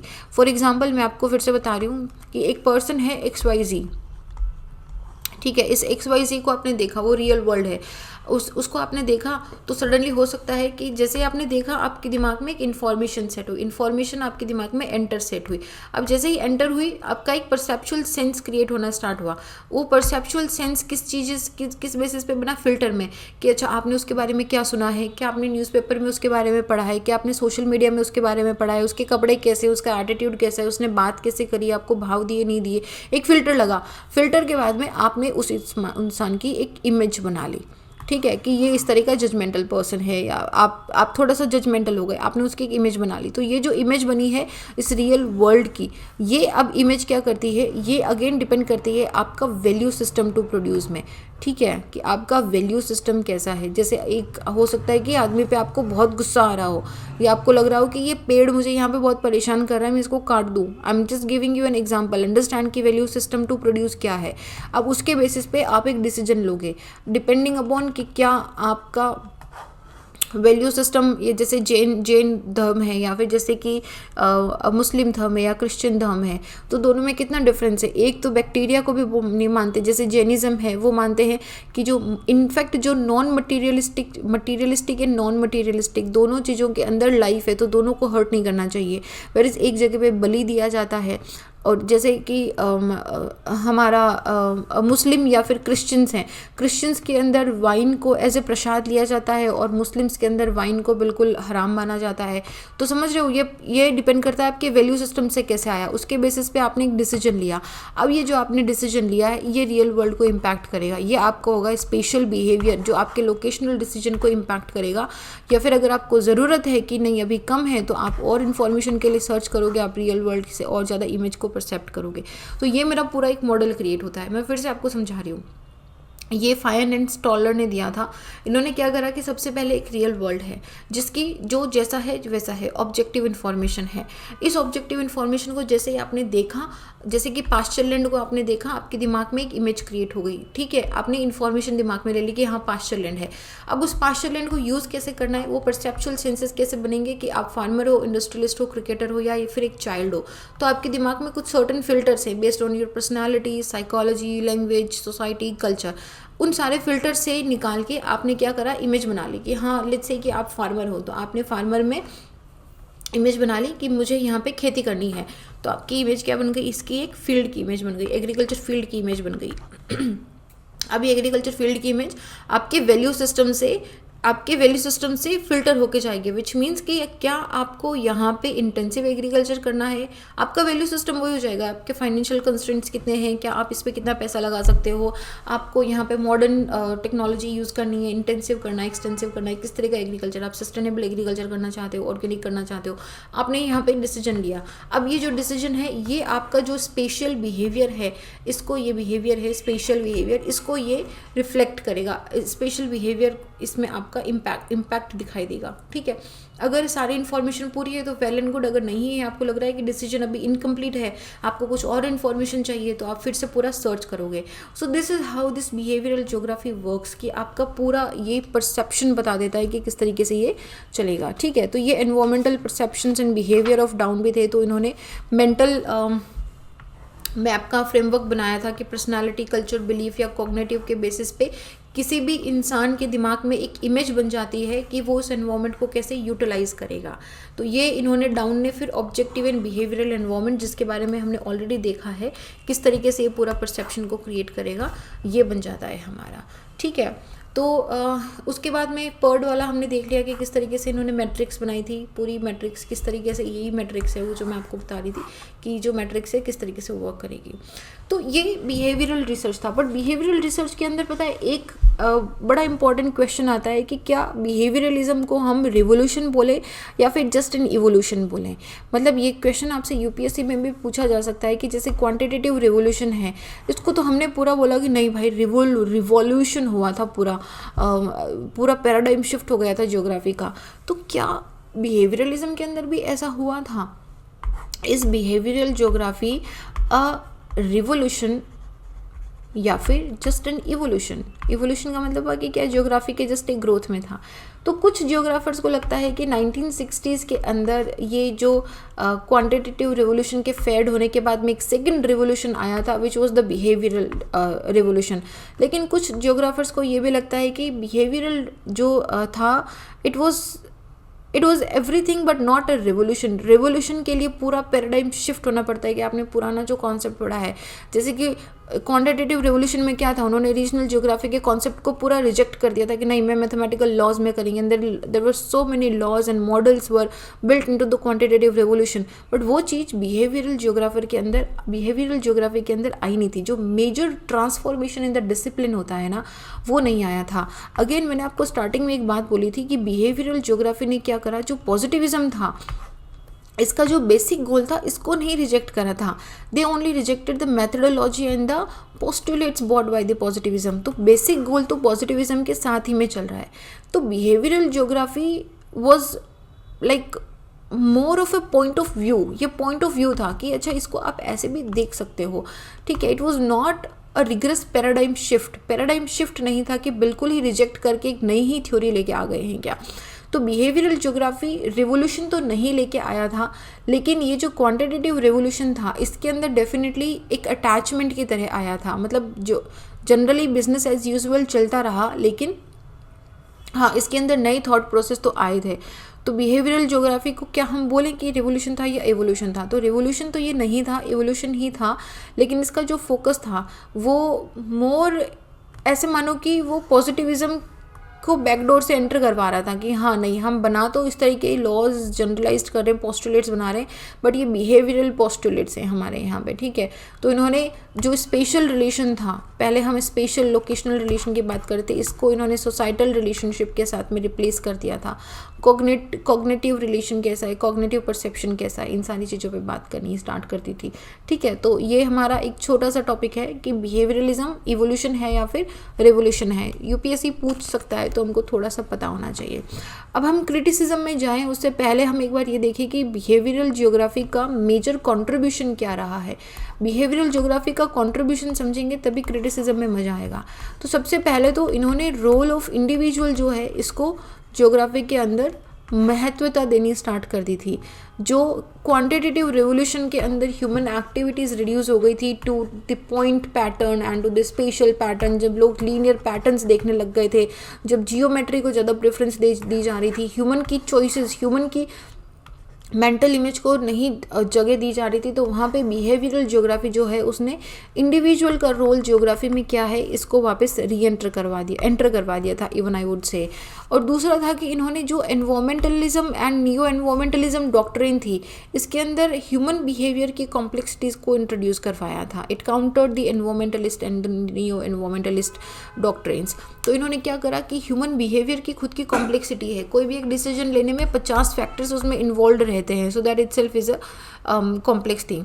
और तीसरा था कि it definitely acted as a forum for new philosophies, approaches and method, जैसे कि नई फिलोसफी आना स्टार्ट हुई थी, जैसे कल्चरल लैंडस्केप का कॉन्सेप्ट आना स्टार्ट हुआ था। उसके अलावा भी हैं जैसे कि कंट्रीब्यूशन जो सोशल रेलेवेंस ऑफ ज्योग्राफी का सोशल रेलेवेंस है, जो कि अभी आगे ह्यूमनिस्टिक के अंदर काम आएगा। आप देखोगे कि किस तरीके से क्वांटिटेटिव रेवोल्यूशन से बिहेवियर से ह्यूमनिस्टिक से रेडिकल पे वेलफेयर पे हम गए हैं। So it slowly contributed, suddenly वो चीज़ नहीं आती, so it contributed into giving geography a societal relevance, कि हाँ इसका रेलेवेंस है। बाकी जो होता था कि आप सिर्फ इसके बारे में फिजिकल ज्योग्राफी के बारे में, पहाड़ों के बारे में, पठारों के बारे में बात करो, तो वो वाला पॉइंट यहाँ पे थोड़ा सा ख़त्म हो गया था, ठीक है। तो ये हमारा ज्योग्राफी था, बिहेवियरल था। अब अगर हम इसके क्रिटिसिज्म की बात करें तो कोल्स्टर्स ने बोला था कि बिहेवियरलिस्टिक थ्योरीज एलिगेंट हैं, डेफिनेटली हैं, लेकिन real world again man environment को, इंटरेक्शन को समझने के लिए वो इतनी हेल्पफुल नहीं है, क्योंकि अगेन बिहेवियरल ज्योग्राफी ने ज़्यादा एम्फेसिस दे दिया था ego centred interpretation of the environment पे। बाकी इनकी जो एम्पिरिकल फाइंडिंग है, या पुअर कम्युनिकेशन मान लो, या जो डुप्लीकेशन होने लग गया था थ्योरीज़ का, कॉन्फ्लिक्टिंग टर्मिनोलॉजीज इन्होंने देना स्टार्ट कर दिया था, तो इन सब की वजह से बिहेवियरल अप्रोच जो है वो बहुत ज़्यादा फेल नहीं पाई थी, बहुत ज़्यादा इसका सेड कॉन्ट्रीब्यूशन मिल नहीं पाया था।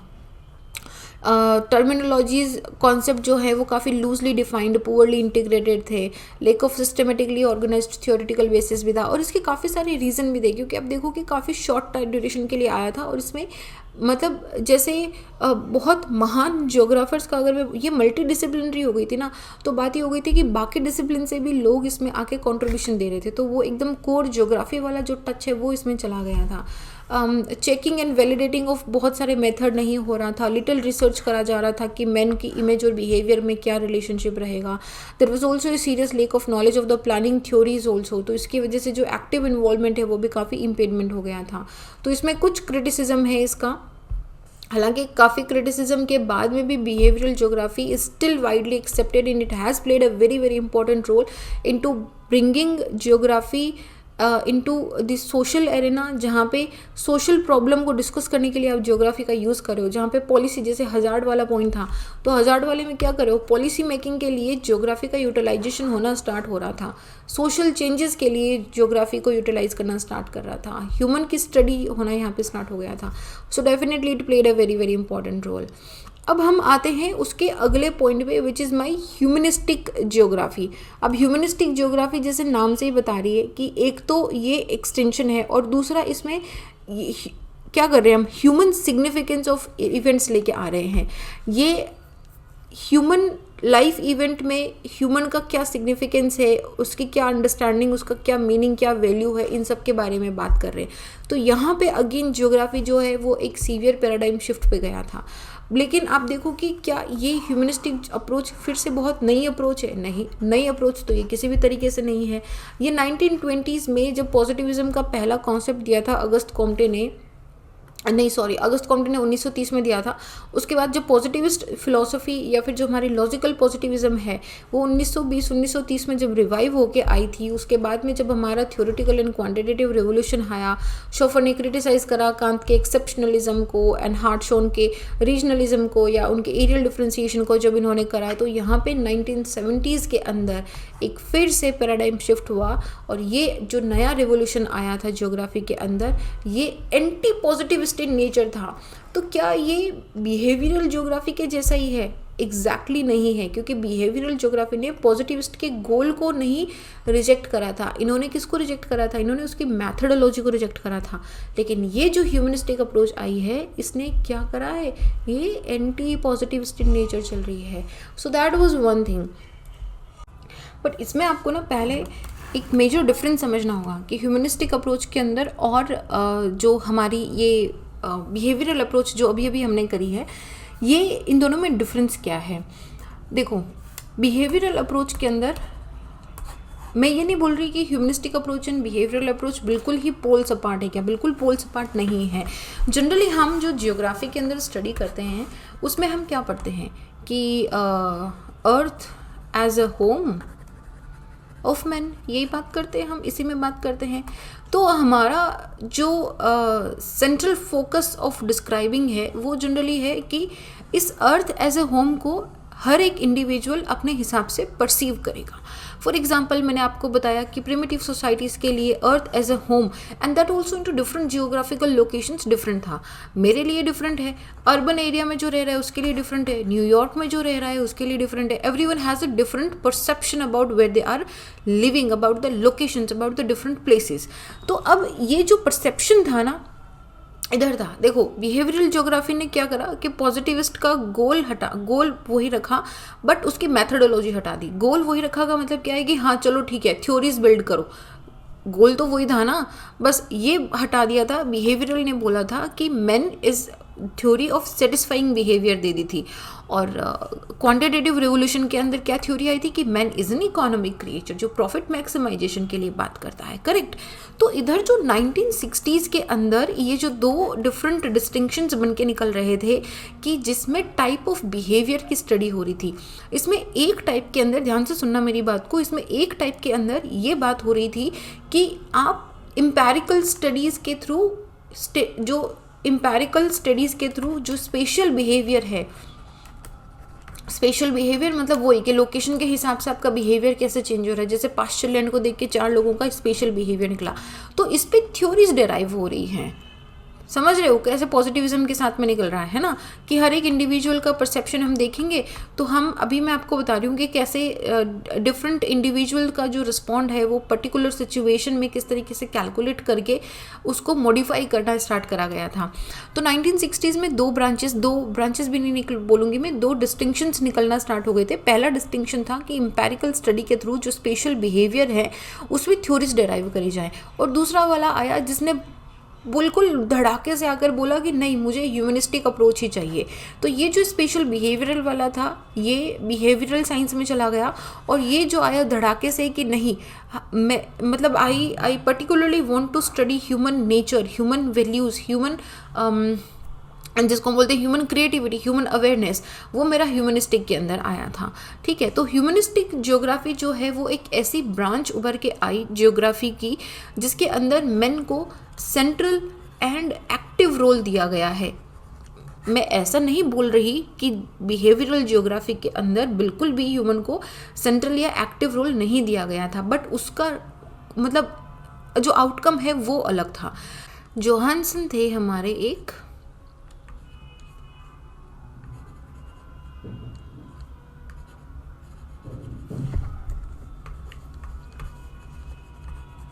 इन्होंने बिहेवियरल एंड ह्यूमन ज्योग्राफी के अंदर डिफ्रेंशिएट करा। इन्होंने बोला दोनों का जो फंडामेंटल नेचर है वो डिफरेंट है।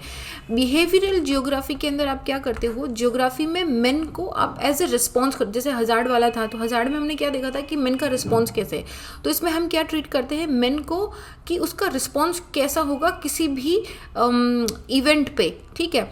तो उसमें हम डिफरेंट इंडिविजुअल्स को उनका डिफरेंट सिनारियोज के अंदर या फिर मे बी सेम सिनारियो के अंदर किस तरह का उनका रिएक्शन होगा उसको स्टडी करते हैं, उसको कैलकुलेट करते हैं।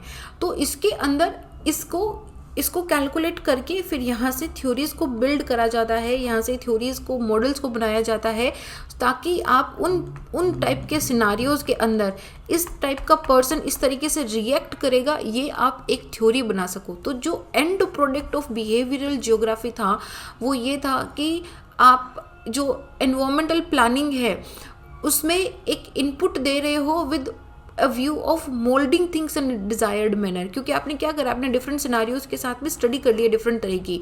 तो अब आप वो जो एनवायरमेंट है, आसपास का जो एनवायरमेंट है, इसमें आप डिजायर्ड मैनर्स के अंदर उसको मोल्ड कर रहे हो।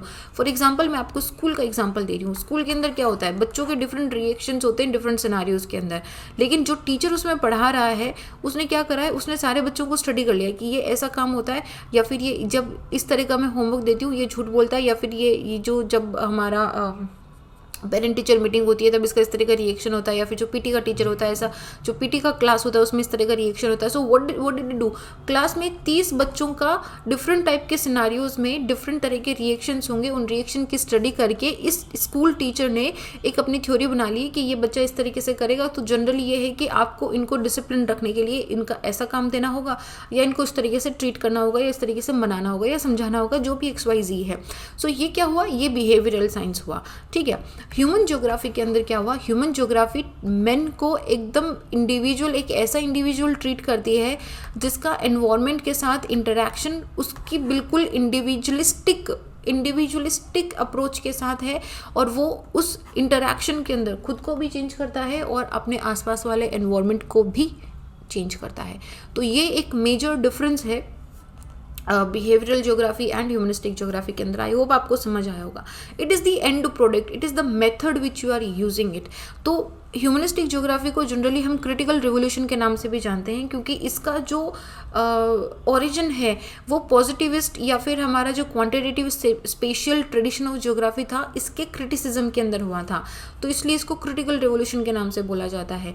जब ये आई तब यहाँ पे फिर से एक पैराडाइम शिफ्ट हुआ, क्योंकि इसने क्वांटिटेटिव मेथड्स को, जो डीह्यूमनाइजेशन ऑफ ज्योग्राफी हो रहा था, उसको रिप्लेस कर दिया एक ह्यूमनिस्टिक अप्रोच के साथ में, ठीक है। तो ये था, क्योंकि जो पॉजिटिविस्ट है हमारे वो उस वक्त पे काफ़ी बढ़ रहे थे, और पॉजिटिविस्ट ऐसा साइंस निकल रहा था जो मॉरल से, एथिक्स से, जो ह्यूमन नेचर कैसा है, ह्यूमन पे इम्पैक्ट कैसा है, उन सारी चीज़ों पे बिल्कुल ध्यान नहीं दे रहा था, इग्नोरेंस मान रहा था। एक लाइन लिख देता था कि man is an economic creature, man is a rational creature, इन बोल के सारी ह्यूमन की फीलिंग्स को एकदम धप्पा दे देते थे। तो ह्यूमनिस्टिक अप्रोच ने उस वाले एफर्ट को, वो जो एक थिंकिंग थी उसको यहाँ पे रिप्लेस करा था, ठीक है। तो ये it played a very very pivotal role in the mankind. और उसके बाद में जब हमारी आगे वेलफेयर या फिर हमारी पोस्ट मॉडर्न ज्योग्राफी जब डेवलप हुई थी, तो उसमें इसने बहुत इंपॉर्टेंट रोल प्ले करा था। तो ये human awareness, human conscious and human creativity, in subjects के बारे में पढ़ता है। ये लाइन लिख लो, ये बहुत इंपॉर्टेंट है। अगर ह्यूमन ज्योग्राफी या फिर ह्यूमनिस्टिक ज्योग्राफी के अंदर ये नहीं लिखा तो आंसर थोड़ा सा इनकम्प्लीट सा रह जाएगा। तो उससे पहले क्या हो रहा था कि ह्यूमन को हम जियोमेट्रिक डिटर्मिनिज्म के अंदर डाल रहे थे कि आप लाइन में ऐसे रह रहे हो, या फिर आपका ग्रेविटी डीके मॉडल ऐसा है, सेंट्रल प्लेस थ्योरी ऐसा है, इंडस्ट्रियल मॉडल ऐसा है, एग्रीकल्चरल मॉडल ऐसा है। So what we were doing, we were just putting men into dots, we were just putting men into the geometric patterns. But यहाँ पे वो खत्म कर दिया था। It freed human from the geometric determinism और द पैटर्न्स। ये था। अगर हम मॉडर्न ह्यूमनिज्म का ज्योग्राफी के अंदर एक प्रिंसिपल देखें तो इट वाज अबाउट कि जो सोशल साइंसेस और मेन है इनका रिकन्सिलिएशन हो रहा था। सोशल साइंसेस एंड मेन का रिकन्सिलिएशन हो रहा था। क्यों हो रहा था? ताकि जो अंडरस्टैंडिंग एंड विजडम है, ऑब्जेक्टिविटी एंड सब्जेक्टिविटी है, मटीरियलिज्म एंड आइडियलिज्म है, इनको अकोमोडेट करा जा सके। किस में अकोमोडेट करा जा सके? Into understanding the relationship between the main and environment. समझ आया? फिर से बता रही हूँ, जो हम बात करेंगे जो मॉडर्न ह्यूमनिज्म है ज्योग्राफी के अंदर, वो क्या है, वो क्या उसका प्रिंसिपल, उसका एम क्या है, ताकि जो सोशल साइंसेज और मेन है इनका रिकंसाइलेशन हो सके। तो मैं बोल दूं कि reconciliation of the social sciences and man किस लिए करना है रिकंसाइलेशन, ताकि अकोमोडेट कर सके, किसको अकोमोडेट कर सके, अंडरस्टैंडिंग को और विजडम को। मैं लिखती हूँ अंडरस्टैंडिंग एंड विजडम, थोड़ी मेरी राइटिंग को एक्सक्यूज करना, मैं जल्दी जल्दी लिख रही हूँ। दूसरा है ऑब्जेक्टिविटी एंड सब्जेक्टिविटी, ठीक है, और मटीरियलिज्म एंड आइडियलिज्म, इन चीज़ों को अकोमोडेट करना, ठीक है। तो ये मेरा जनरली ह्यूमन ज्योग्राफी था। तो 1970s के बाद में ह्यूमन ज्योग्राफी का प्रोमिनेंस काफ़ी बढ़ गया था फॉर नियरली 2 डिकेड्स लेटर। बाद में ये फिर neo Marxist and the post modernist geography जो थे, जिन्होंने न्यू कल्चरल ज्योग्राफी की फॉर्म कर दी थी, उसके साथ में ये बाद में इंक्लूड हो गए थे। अगर हम फिलोसफी ऑफ ह्यूमनिज्म की बात करें तो ह्यूमनिज्म जनरली ये एक चीज़ प्रीसपोज करता है कि जो ह्यूमैनिटी है ये एक नेचुरल डिग्निटी पजेस करता है। एवरी ह्यूमैनिटी एक नेचुरल डिग्निटी पजेस करता है जो हर एक इंडिविजुअल के अंदर बहुत ही यूनिक होती है। Human interest in human work होता है विच इज़ एविडेंट, और ये जो नेचुरल डिग्निटी है ये आपको हर एक इंडिविजुअल ह्यूमन इंटरेस्ट के अंदर, ह्यूमन इंडिविजुअल के अंदर, इन ह्यूमन वर्क के अंदर मिलता है। तो ये काफ़ी आइडियलिस्टिक अप्रोच था यहाँ पे। एंड ह्यूमनिज्म इसके बाद में आगे चल के ये 2 जनरल वेज के अंदर इसको हम एक्सप्लेन करते हैं। एक तो हमारा मेटाफिजिकल ह्यूमनिज्म होता है और एक हमारा टॉपिकल ह्यूमनिज्म होता है। मेटाफिजिकल होता है कि इसमें ये वेस्टर्न फिलोसफी से ओरिजिनेट हुआ कॉन्सेप्ट है। इसमें होता है कि आपका जो गॉड है it proceeds with in the human, ठीक है, it is that priest. Topical humanism होता है हमारा कि ह्यूमन का एक्सपीरियंस, उसकी सब्जेक्टिविटी, उसका व्यू, उसका परसेप्शन जो हमने बात करी थी, उसके एस्थेटिक वैल्यूज़, उसके एथिकल वैल्यूज़, इन सब के अंदर डीप इंटरेस्ट होता है जब हम ट्रॉपिकल ह्यूमनिज्म के थ्रू ह्यूमनिज्म की बात करते हैं।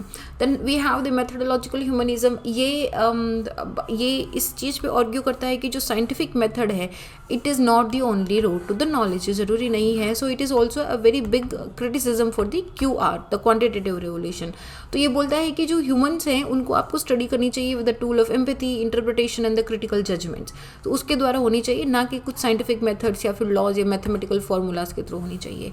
एक होती है हमारी फिलंथ्रोपिक ह्यूमनिज्म, जो आपने नाम सुना भी होगा कि फिलंथ्रोपिस्ट है वो। तो ये जब मेटाफिजिकल ह्यूमनिज्म को एक्सपेरिमेंटल साइंस के साथ में कंबाइन कर देते with in its human dignity, वो हमारी फिलंथ्रोपिकल ह्यूमनिज्म होती है। Now again humanism is not a very very important topic for the UPSC। सो इसमें मैंने काफ़ी सारी चीज़ें लिखी, इसमें मैंने काफ़ी सारी ज्योग्राफर्स के बारे में आपको बताया, but again you do not need to read all of them. ये चीज़ आप थोड़ा सा ध्यान रखना कि इतना ज़्यादा एक्सटेंसिवली पढ़ने की ज़रूरत नहीं है। मैं आपको बताती जाऊँगी कि कौन कौन सी इंपॉर्टेंट हैं। अच्छा, हम जब अप्रोच टूवर्ड्स ह्यूमनिस्टिक ज्योग्राफी की बात करते हैं तो इसमें we have different approaches towards that. जैसे हमारी एक आइडियलिस्टिक अप्रोच है, हमारी फेमिनोलॉजिकल अप्रोच है। तो ये फेमिनोलॉजिकल अप्रोच जो है ये एडवर्ड हर्सले ने दी थी। ये एक ऐसी फिलोसॉफिकल अप्रोच थी जिसमें इस चीज़ का बिलीव करा जाता था कि नॉलेज की सुपीरियर फॉर्म है it, and that the superior form of knowledge is the attempt to understand the phenomena। आप उस superior form of knowledge को समझ जाओगे then you will understand कि वो phenomena का क्या हुआ था, वो phenomena कैसे हुआ था, you will understand that also। Second हमारी एग्जिस्टेंशलिज्म की आती है। अच्छा, ये जो है एग्जिस्टेंशलिज्म या फिर हमारी फेमिनोलॉजी वाली, ये दोनों चीज़ें हमारी अधिकारी में दी हुई हैं। These are not into RD Dikshit, ठीक है, बट मैंने नोट्स में दोनों चीज़ें इंक्लूड करी है। तो ये जीन पॉल सार्त्रे थे हमारे, इनकी ये फिलॉसफी आई थी। इन्होंने बिलीव करा था कि जो एग्जिस्टेंस है it always precedes the essence. पहले आपको एग्जिस्ट होना पड़ेगा तब आपकी एसेंस आएगी। तो ह्यूमन ज्योग्राफी ऑल्सो इनके हिसाब से, ह्यूमन ज्योग्राफी के अंदर भी ये जो फिलॉसफी ऑफ एग्जिस्टेंशलिज्म है ये आता है कि ह्यूमन की क्वालिटी एंड सब्जेक्टिविटी पे ये बातचीत करते हैं, ठीक है। तो इनका डॉक्ट्रिन था कि existence before essence, which means कि पहले ह्यूमन आए, उसके बाद में ह्यूमन का जो एक्शन है, रिएक्शन है, या जो एसेंस है वो आया था। तो इन्होंने हमेशा पर्सनल फ्रीडम पे, पर्सनल डिसीजन मेकिंग पे, पर्सनल कमिटमेंट पे, इन चीज़ों पे स्ट्रेस करा था। एग्जिस्टेंशलिज्म बहुत सिंपल है कि आप जब तक खुद नहीं आओगे ह्यूमन होगा नहीं, जब तक until the human existed first, तब तक उसका, एंड देन ओनली उसका जो एसेंस है, विच मीन्स कि उसका क्या एक्शन है, उसकी क्या अवेयरनेस है, उसका किस तरीके से रिस्पॉन्स है, ये सारी चीज़ें आप कैसे कैलकुलेट करोगे. So existence before the essence was my existentialism. And then there was tongue twister ही हो गया, एग्जिस्टियल फेमिनोलॉजी. तो ये ऐसी फिलॉसफी थी जिसके अंदर दोनों कंपोनेंट थे, पार्शियल स्पेस भी and situation of the reference भी यहाँ पे था. ठीक है, ये ज़्यादा इंपॉर्टेंट आती है आइडियलिस्टिक वाली. वो पुरानी ये जो दो थी वो इतनी इंपॉर्टेंट नहीं थी. आइडियलिस्टिक अप्रोच जो है ये काफ़ी इंपॉर्टेंट थी. आइडियलिज्म अप्रोच जो ह्यूमन ज्योग्राफी की, इसको हैरिस ने, गुलक ने, जो लियोनार्ड गुलक है, इन्होंने काफ़ी प्रोपाउंड करा था. तो ये यूनिवर्सिटी ऑफ टोरंटो के अंदर लियोनार्ड गुलिक और हैरिस जो हैं दोनों कुली हुआ करते थे. तो जो हैरिस थे इन्होंने इस चीज़ पे टेंशन लेके आए थे कि जो हिस्ट्री और ज्योग्राफी के अंदर सिमिलरिटीज़ हैं वो दोनों अलग अलग जगह पे, मतलब अलग अलग इंडिविजुअल उनकी स्टडीज़ होती है, उनकी एक कॉम्प्लेक्स इंटरेक्शन के बीच में स्टडी नहीं होती है. तो जो हैरिस थे इनका कहने का मतलब ये था कि आपका कोई भी जो गोल है it must be to understand. It must not be कि आप लॉ फाइंड करो. लॉ फाइंडिंग गोल नहीं होना चाहिए. योर लॉ फाइंडिंग बोल लो या फिर प्लानिंग बोल लो, ये गोल नहीं होना चाहिए. Your goal must be to understand. ये बात बोलना चाह रहे थे. अब अंडरस्टैंड किसको, तो इसको इन्होंने बाद में आगे थोड़ा सा एक्सप्लेन करा. तो जो गुलक थे, लियोनार्ड गुलिक, इन्होंने एक चीज़ बोली थी ह्यूमन ज्योग्राफी को लेके, आइडियलिज्म को लेके. इन्होंने बोला था कि आइडियलिज्म एक ऐसा फिलॉसफी है कि it is the activity of mind in the human existence and knowledge. Idealism एक ऐसा फिलॉसफी है जिसके अंदर आपके दिमाग में क्या रियलिटी रिजाइड कर रही है, आपके दिमाग ने क्या रियलिटी कॉन्स्टिट्यूट करी है, वही रियलिटी है. So idealism is a system of philosophy which regard reality as residing in और कॉन्स्टिट्यूटेड इन योर माइंड. ये एक ऐसा मेथड था जिसके अंदर one can rethink the thought of those whose actions are seek to explain. क्यों उसने लिया, मैंने अगर जियोग्राफी ऑप्शनल चूज़ करा तो मैंने क्यों चूज़ करा, क्या गया उसके पीछे. So idealism was such a method जिसके अंदर one can rethink the thought. आप जैसे मैं अगर आइडियलिज्म की बात करूँ तो मैं आपके दिमाग, आपने किस तरीके से परसीव करा, आपने कैसे ही जियोग्राफी लेने का डिसीजन लिया, मैं इस चीज़ पे बात करूँगी. तो ये एक ऐसी मेटाफिजिकल प्रपोजिशन थी जिसके अंदर आइडियल या mental construct in a particular duration क्या हुआ होगा, क्या इंडिपेंडेंट मटेरियल थिंग या प्रोसेसेस उसके अंदर रही होंगी. तो ये हमारा आइडियलिज्म का था. अगर हम ह्यूमनिस्टिक अप्रोच में थोड़ा सा देखो, ओके आई थिंक कि आइडियलिज्म हो सकता है कि कभी पूछ लिया जाए शॉर्ट नोट के अंदर. तो आइडियलिज्म के अंदर इन्होंने कल्चरल लैंडस्केप को समझने की कोशिश करी थी कि किस तरीके से कौन सी थ्योरीज हैं. कोई भी अगर सोशल कल्चरल पे या फिर इंडिविजुअल रिलीजियस बिलीफ पे, मिथ पे या फिर ट्रेडिशंस पे अगर कोई थ्योरी आती है तो वो मेन खुद क्रिएट करता है. They represent N order of the main itself कि कैसे आई है. जैसे कि सनातन थ्योरी है, कैसे आई है, जैसे बुद्धिज़्म थ्योरी है, कैसे आई है. तो उसकी पूरी वो हिस्ट्री को रीथिंक करते हैं, पूरा देखते हैं कि कैसे आया है. Act like this is concerned with what the actor believe, not why he believed. ठीक है, जस्ट इस पर्सन ने क्या बिलीव करा, क्यों बिलीव करा, इस पे ये बातचीत करते हैं यहाँ पे. ठीक है. अच्छा, अगर हम डेवलपमेंट ऑफ ह्यूमनिस्टिक अप्रोच की बात करें तो from ancient to quantitative revolution तक की अगर हम बात करें तो ये पोस्ट 1970s के अंदर इसकी काफ़ी बातचीत होना स्टार्ट हुई थी. बट इससे पहले भी जैसे स्ट्रैबो थे, ग्रीक रोमन पीरियड के अंदर अल-बरूनी थे, तो उन्होंने भी essentially they manifest. If you remember this topical humanism, you are not reading it first time. हमने पहले भी अल-बरूनी या ग्रीक रोमन के अंदर इसकी बात करी थी कि टॉपिकल जियोग्राफी की हमने बात करी थी. तो जैसे कॉम्टे थे तो उन्होंने भी बोला था कि human kind is definitely element in the change. तो ह्यूमन को यहाँ पे इन्होंने पैसिव ना मान के एक्टिव एजेंट माना था. तो थोड़ा बहुत ये पॉसिबिलिज्म के साथ भी था. तो इमैनुअल कांत की जो थ्योरी आई थी जिसमें इन्होंने एंथ्रोपोसेंट्रिक बताया था कि nature is not the complete controller of the man plays an active role. ठीक है, तो वो जो अप्रोच थी जिसमें मेन को एक्टिव एंड सेंट्रल रोल में दिखाया गया था, वो हमारी थोड़ी बहुत कहीं ना कहीं ह्यूमनिस्टिक अप्रोच के साथ मिलती थी. तो Kant was also of the opinion की जो इम्पेरिकल नॉलेज होती है ये दो तरीके से ली जा सकती है कि एक तो आप प्योर रीजनिंग करो जिसके अंदर आप आर्ग्यू करो, डिबेट क्रिएट करो, और एक प्योर सेंसेस के थ्रू कि आपको कैसा लग रहा है, तो जिसको हम बोलते हैं कि गट फीलिंग है, ऐसा मुझे सेंस लग रहा है, ऐसा मुझे दिख रहा है। तो जैसे कि मैंने पास्चर लैंड का एग्जाम्पल लिया, तो अब प्योर रीजन में क्या होगा कि आप पूरा इसको एनालिसिस करोगे कि ये कौन से काम के लिए परफेक्ट होगी, सॉइल फर्टिलिटी कैसी है, रॉ मटेरियल के साथ इसका कैसा है, स्लोप कैसा है, क्या यहाँ पे क्रिकेट का बाउंस कितना होगा, XYZ, आप 10 चीज़ें इसमें एनालिसिस करोगे। तो वो स्टडी हो गई आपके प्योर रीजन के थ्रू। और दूसरी सेंसेस के थ्रू कि वो जो 4 लोग हैं इन्होंने इसको कैसे परसीव करा है, ठीक है। तो ये इन्होंने बोला था कि एम्पेरिकल नॉलेज जो है वो 2 तरीके से हो सकता है, ठीक है। तो उसके कांत के अलावा जैसे कार्ल रिटर थे, कार्ल रिटर की बुक थी अरकुंडे, तो इसमें भी इन्होंने रीजनल ज्योग्राफी में एंथ्रोपोसेंट्रिक ज्योग्राफी की बात करी थी। फिर रिमेंबर इन्होंने यूरोप के अंदर जो डिफरेंट पीपल का ज्योग्राफी के साथ में क्या रिलेशनशिप है उसमें बात करी थी। फेडरिक रेडजल थे जिनका एंथ्रोपो ज्योग्राफी आया था, इसमें तो उन्होंने पूरी systematic study of human geography के बारे में बात करी थी। हमारे विदाल लाब्लाच थे फ्रेंच ज्योग्राफर, इन्होंने भी पॉसिबिलिस्टिक फिलोसफी की एक नई डायमेंशन लेके आए थे। Carl Sauer, father of cultural geography, he also talked about the landscape paradigm, the cultural paradigm की human is an agent of fashioning the natural landscape, natural landscape को ये मॉडिफाई कर रहा है, ये इसके साथ में इंटरैक्ट कर रहा है। तो ये सारी जो चीज़ें बातें थी ना कि जिसमें मेन का एनवायरमेंट के साथ में लिंक हो रहा, लिंक नहीं बोलूँगी मैं कि there is a relationship between the men and environment and how the men is interacting with the environment, that was my exactly humanistic geography उसको नाम नहीं दिया गया था, बट हाँ कहीं ना कहीं एक छोटा सा आइडिया डेफिनेटली ड्रॉप इन करा गया था। 1950s तक it was just topical humanism जिसने डिसिप्लिन को डोमिनेट करा था। उसके बाद में जैसे क्वांटिटेटिव रेवोल्यूशन आया तो टॉपिकल ह्यूमनिज्म तो पूरा ही लॉस्ट ग्राउंड हो गया था और ज्योग्राफी डीह्यूमनाइज हो गई थी। और इसी डीह्यूमनाइजेशन ऑफ ज्योग्राफी की वजह से एक बहुत ही डिफरेंट जिसको बोलते हैं स्ट्रीम ऑफ ज्योग्राफर थी, वो completely against of this dehumanisation of the geography की। मतलब you know since Kant and Strabo one thing was very dichotomy जो चल रही थी कि this is determinism versus possibilism.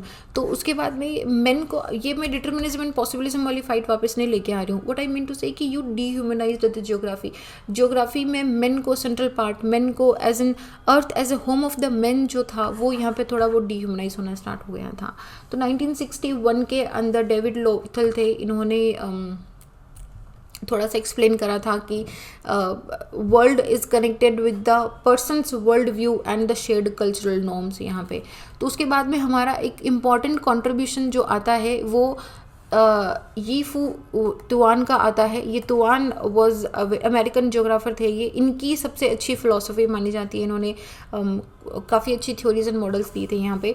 David ले हो गए, एन.ए. बटमर हो गए, एडवर्ड रेपल हो गए या फिर डेविड सेमन हो गए। इनमें से तुआन का ही सबसे अच्छा कंट्रीब्यूशन है, बाकी भी मैंने आपको बताया बट तुआन वाला आप भूलना नहीं है, तुआन वाला आपको याद रखना है। तो ह्यूमनिस्टिक ज्योग्राफी 1970 से 1989 के बीच में एंटी ह्यूमनिस्टिक टेंडेंसी जो क्वांटिटेटिव रेवोल्यूशन की थी उसके थ्रू डेवलप हुई थी।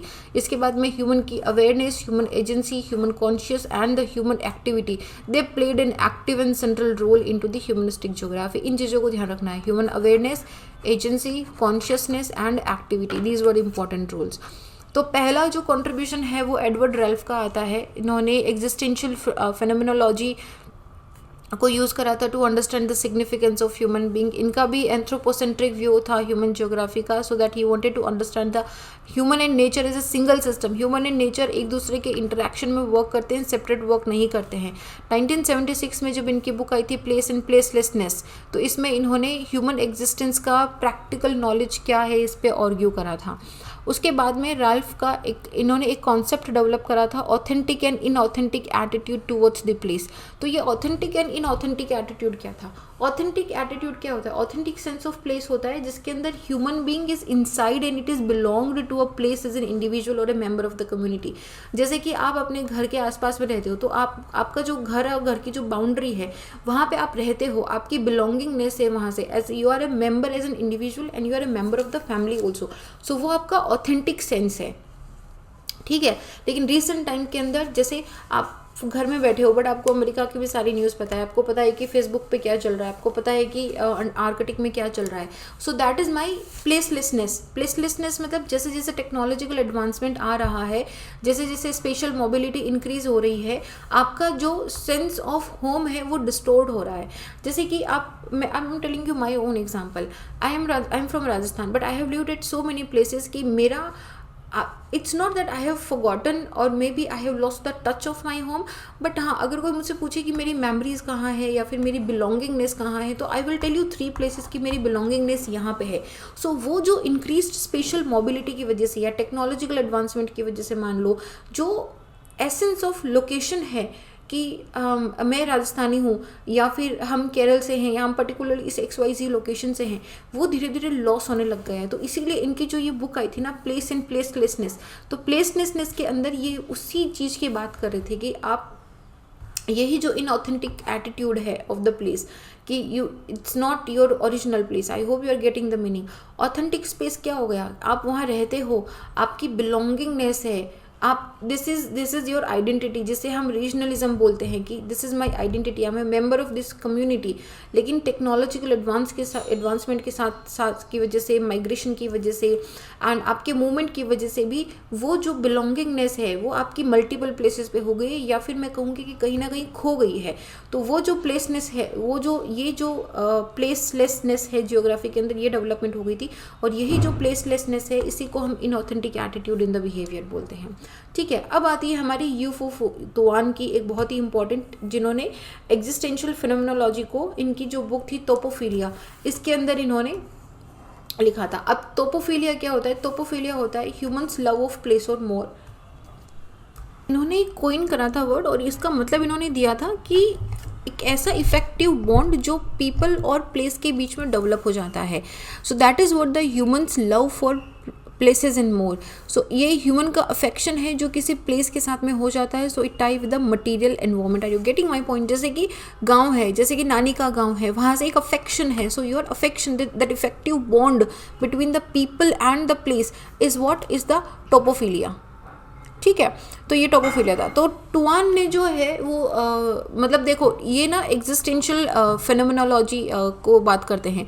तो फेनोमेनोलॉजिकल अप्रोच क्या होती है? फेनोमेनोलॉजिकल अप्रोच, जैसे कि मैंने आपको बताया, ये जैसे अगर आप एक फेमिनोलॉजिस्ट हो, इसको फेमिनिस्ट से मत कंफ्यूज करना, ये दूसरा वाला फेमिनोलॉजी है, फेमिनोमेनोलॉजी. ओके ठीक है, जो भी है, यू गेट माई पॉइंट. सो इसके अंदर अगर आप फेमिनोलॉजी के अंदर बिलीव करते हो, तो आप क्या करोगे? आप अपना परसेप्शन या अपनी सब्जेक्टिविटी उस चीज़ में लगाओगे ही नहीं. आपके लिए ये होगा कि आप ह्यूमनिस्टिक ज्योग्राफी को इस तरीके से स्टडी करोगे आप कि मैन का उसके आसपास के एनवायरनमेंट के साथ में बिहेवियर, उसकी फीलिंग, उसके ideas with the space and place जो भी हैं, वो उसकी तरफ से है. उसका क्या व्यू है? From the view of understanding how these geographical activities and phenomenas reveal the quality of men's awareness in you have no pre opinion, no pre assumptions, nothing about that. So that is what phenomenology is. तो उन्होंने बोला था कि जो humanistic geography है, it can help in understanding the relationship between the human and nature.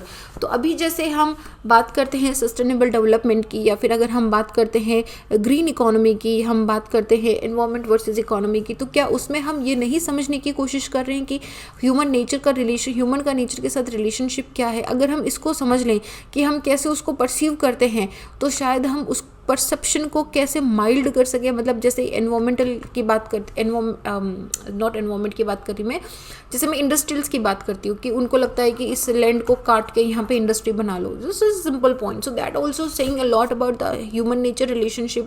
तो ये था.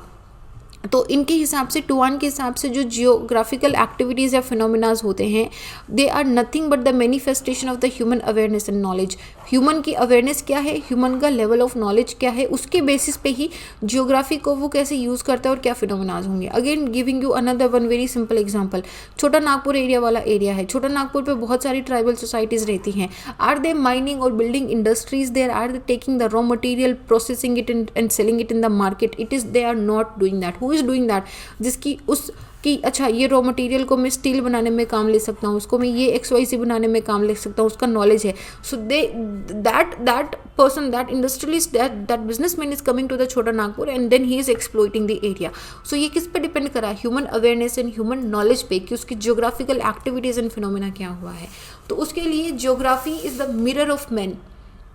मैं कैसे इंटरेक्ट कर रही हूँ, ठीक है। जैसे कि मैंने आपको पहाड़ वाला एग्जांपल दिया था कि जो लोग यहाँ पे रहते हैं और जो लोग दिल्ली से जा रहे हैं, उनके लिए वहाँ की ज्योग्राफी मिरर ऑफ मैन है। उनके लिए क्या है, उनके लिए रोज़ का डेली का काम है, बट इसके लिए इट्स लाइक एडवेंचर प्लेस, ठीक है। So this reveals the essence of human existence also. तो तुआन ने 5 थीम बताई थी ह्यूमन ज्योग्राफी के अंदर। ज्योग्राफिकल नॉलेज जो था कि नेचर ऑफ ज्योग्राफिकल नॉलेज क्या है और इसका ह्यूमन सर्वाइवल के अंदर क्या रोल प्ले होता है। दूसरा इन्होंने बताया था रोल ऑफ टेरिटोरी, कि ह्यूमन बिहेवियर के अंदर टेरिटोरी का क्या रोल है, किस तरीके से नए प्लेसेस का क्रिएशन होता है। थर्ड इन्होंने बताया था crowding and privacy. Crowding and privacy में होता है कि कल्चर के साथ में क्या रिलेशनशिप है क्राउडिंग एंड प्राइवेसी का। फोर्थ इन्होंने बताया था लाइवलीहुड एंड इकोनॉमिक्स की, जो नॉलेज है, जो ह्यूमन के पास नॉलेज है, इसका लाइवलीहुड एंड इकोनॉमिक पे क्या इम्पैक्ट पड़ रहा है, जैसे कि मैंने आपको छोटा नागपुर एरिया वाला एग्जांपल दिया अभी। एंड फिफ्थ इन्होंने बताया था रिलीजन की, रिलीजन का ह्यूमन एक्टिविटीज़ पे क्या इन्फ्लुएंस बनता है। सो ये इनकी 5 थीम थी। एक एक करके इनको देखते हैं, इनको ठीक से देखना। ज्योग्राफिकल नॉलेज का क्या था कि नेचर ऑफ ज्योग्राफिकल नॉलेज क्या है और इसका ह्यूमन सर्वाइवल में क्या रोल है। तो इन्होंने क्या करा, ह्यूमन को as a rational being treat करा कि he has the ability to think and perceive. तो यहाँ पे जो ह्यूमनिस्टिक ज्योग्राफी है उसका एक मेन टास्क ये होता है कि वो ह्यूमन माइंड में जो आइडियाज़ एंड थॉट्स हैं कैसे आए, क्यों आए, उनको स्टडी करे, ताकि ज्योग्राफिकल नॉलेज में क्या उसके आइडियाज़ कॉन्स्टिट्यूट हो रहे हैं, उसका क्या रिलेशन है, किस तरीके से वो एग्जिस्ट कर रहा है। For example I am telling you example कि जो माइग्रेटरी बर्ड्स होते हैं, लेट्स लीव ह्यूमंस, या फिर जो ह्यूमन भी अगर माइग्रेट करता है, तो जो माइग्रेशन है वो आप क्या करते हो, आपके पास एक ज्योग्राफिकल परसेप्शन है, आपके पास एक मेंटल इमेज है। उस मेंटल इमेज को लेके कि आपको दिल्ली जाना है, बॉम्बे जाना है, न्यूयॉर्क जाना है, आपको यूरोप जाना है, या फिर जो माइग्रेटरी बर्ड्स हैं उनको आर्कटिक जाना है, या इंडिया आना है, या फिर रामसर वेटलैंड किसी में जाना है। तो ये क्या है, ये उनका ज्योग्राफिकल नॉलेज है। सेकंड आता है role of territory and the creation of place identities. हर एक इंसान एक जगह ऑक्यूपाई करता है और उसके साथ में एक स्ट्रॉन्ग इमोशनल सेंस बना लेता है। जैसे कि मैंने आपको बताया कि घर घर है, मतलब घर जाके चाहे छोटा हो बड़ा हो, चाहे आप बहुत रिच हो चाहे बहुत पुअर हो, घर घर होता है आपका, क्योंकि आपकी वहाँ से इमोशनल बॉन्डिंग है। सो ह्यूमन एक strong sense of emotional bonding ले लेता है। आपका गांव है, जैसे मुझे पर्टिकुलरली मैं बता रही हूँ, since I have lived so long from out of Rajasthan, out of home, तो मैं जब भी घर जाती हूँ या जब भी मैं राजस्थान की बॉर्डर में एंटर होती हूँ, I feel a very sense of, I don't know, relaxing, or maybe it's just my emotional bonding with the place, it's just my emotional bonding with the people there. So ये जो emotional bonding है, ये है role of territory and creation of the new places. जैसे migratory birds भी हैं, वो एक ही जगह पे बार बार क्यों आते हैं, definitely there is an emotional bonding plus there is an geographical knowledge, दोनों चीज़ें रोल प्ले कर रही है। थर्ड मेरा आता है crowding and privacy. Crowding and privacy क्या होता है, crowding is a place which is resulted in physical as well as psychological tension. तो कल्चरल सोशल इंस्टीट्यूशन से इंफ्रास्ट्रक्चर की वजह से क्राउडिंग ऑफ प्लेस होना स्टार्ट हो जाता है। जैसे कि बनारस का एग्जाम्पल ले लो, जैसे उज्जैन का एग्जाम्पल ले लो, ठीक है। इन ए सिमिलर वे अगर जैसे ह्यूमन का एक्शन या प्रोसेस है वो प्राइवेसी या फिर सक्लूजन को कैसे, मतलब आपकी प्राइवेसी को या फिर आप जो आइसोलेटेड रहते हो उसको किस तरीके से ये इन्फ्लुएंस करता है, that is my crowding and privacy. Role of geography knowledge in determining livelihood also. मैंने अभी आपको ट्राइबल एरिया वाला एग्जांपल दिया कि किस तरीके से ह्यूमन एंगेज होता है इकोनॉमिक एक्टिविटीज़ में, और उसकी इकोनॉमिक एक्टिविटीज़ क्या होंगी ये डिपेंड करता है कि उसका वहाँ का जियोग्राफिकल नॉलेज या फिर उसका बेसिक नॉलेज कितना है उन इकोनॉमिक एक्टिविटीज़ को लेके। फिफ्थ इन्होंने बताया था impact of religion. Religion subjective है, हर किसी का रिलीजन है। हमारे कॉन्स्टिट्यूशन ने हमको रिलीजन की फ्रीडम दी है, दैट ऑल्सो इंडिविजुअल रिलीजन की फ्रीडम दी है। तो रिलीजन आपकी कोहेरेंस कैसी होगी, जैसे कि आपने देखा होगा कि गांव में डिफरेंट कम्युनिटीज़ होती हैं कि एक मुस्लिम कम्युनिटी उधर रह रही है, क्रिश्चियन कम्युनिटी इधर रह रही है, हिंदू कम्युनिटी इधर रह रही है, जैनिज़्म कम्युनिटी के आसपास में घर होते हैं। So this is just a desire of coherence. So ये जो वेरिएशन ऑफ कोहेरेंस है ये इंडिविजुअल पर्सन का, कल्चर का, उनका सबका डिफरेंट होता है, and that also becomes a field of the investigation for the humanistic geographer. ठीक है, सिंपल। एन ए बट में आए थे, तो इन्होंने क्या बताया था, शी एन ये भी एग्जिस्टेंशियल फेनोमोलॉजिकल थी। इन्होंने भी स्पेशल लोकेशन स्कूल जो था कि आप ह्यूमन को स्पेशल लोकेशन के अंदर ह्यूमन को एक पैसिव एजेंट की तरह कर रहे हो, इसको उन्होंने क्रिटिसाइज़ करा था। तो इनके हिसाब से जो जियोग्राफर होता है वो अपने एक्टिव रोल के लिए ज़्यादा मतलब अवेयर रहता है। आई नो कि कहाँ पे कौन सी लोकेशन है। So geographers are more aware of the active role of the man. तो यहाँ पे इन्होंने एक लिविंग वर्ड, या फिर जो लेबेंसवॉल्थ बोला था इन्होंने, एक आइडियल पोजीशन बताई थी, तो इन्होंने बोला कि जो कॉन्सेप्ट ऑफ लिविंग है it should be recognised in geography only. मतलब ये करा गया है रिकॉग्नाइज, चाहे आप विदाल से ले लो, it found into the time geography of the Hagerstrand also. इन सब के अंदर वो जो कॉन्सेप्ट ऑफ लिविंग वर्ल्ड है ये बताया गया था।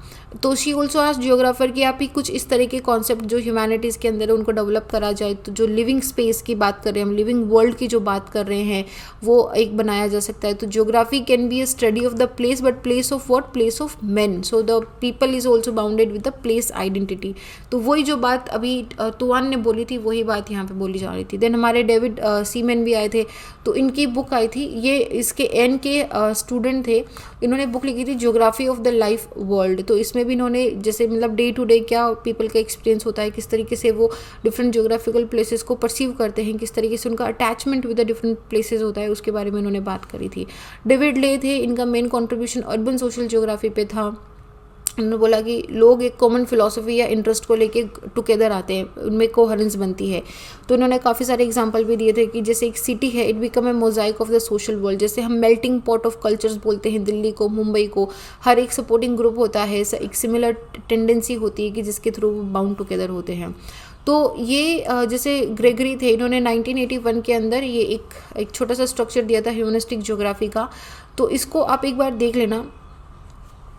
हम इसके क्रिटिसिज्म या फिर इसके एडवांटेज पे आएंगे, इसका कंट्रीब्यूशन क्या था ज्योग्राफी में, उससे पहले अगर हम एक बार कंक्लूजन पे देखें तो क्या था। जो ह्यूमनिस्टिक ज्योग्राफी जो है इसके जनरली दो प्राइमरी कैरेक्टरिस्टिक थे। एक तो जो हमने बात करी कांत के साथ, रेडजल के साथ, कि ये एंथ्रोपोसेंट्रिक था, विच मीन्स कि it is focusing on what, it is focusing on the human experience, कि ह्यूमन का क्या एक्सपीरियंस है, ह्यूमन एग्जिस्टेंस क्या है, स्पेस जो है वो ह्यूमन के द्वारा ट्रांसफॉर्म करा जा रहा है, ये थी। सेकेंड जो था वो हमारा था होलिज्म।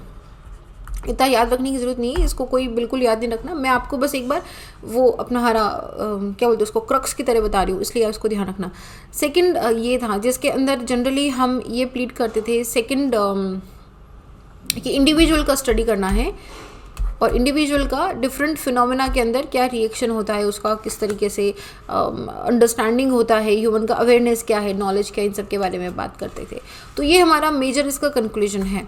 तो इसको generally it has been seen as a study of the earth, as how study as the earth as the dwelling of, dwelling का मतलब क्या होता है, घर, as the dwelling of whom, dwelling of men। तो उस पे dwelling पे किस पे, ये एक्सपेरिमेंटल एस्पेक्ट्स पे ज़्यादा फोकस करते थे कि वो कहाँ पे रहता है, उसका रहने का प्रोसेस क्या है, वो उसका आपस में इंटरेक्शन क्या है, उसका अपनी जगह के साथ भी किस तरह का इमोशनल अटैचमेंट है, इन सारी चीज़ों पे बात करते थे। तो earth as the dwelling of the men in what sense, emphasising the experimental aspects of such dwelling, की उसके ड्वेलिंग से क्या निकल के आ रहे हैं, ठीक है। तो humanistic geography generally human experience को डिस्क्राइब करती है, डिफरेंट प्लेसेस एंड लोकेशंस पे ह्यूमन का क्या एक्सपीरियंस रहा है। जैसे आप एक दिल्ली में रहते हो, आप अपने घर में रहते हो, आप पेरिस के अंदर रहते हो, आपका क्या डिफरेंट एक्सपीरियंस रहा है वहाँ पे, तो ये उस पर बात करता है।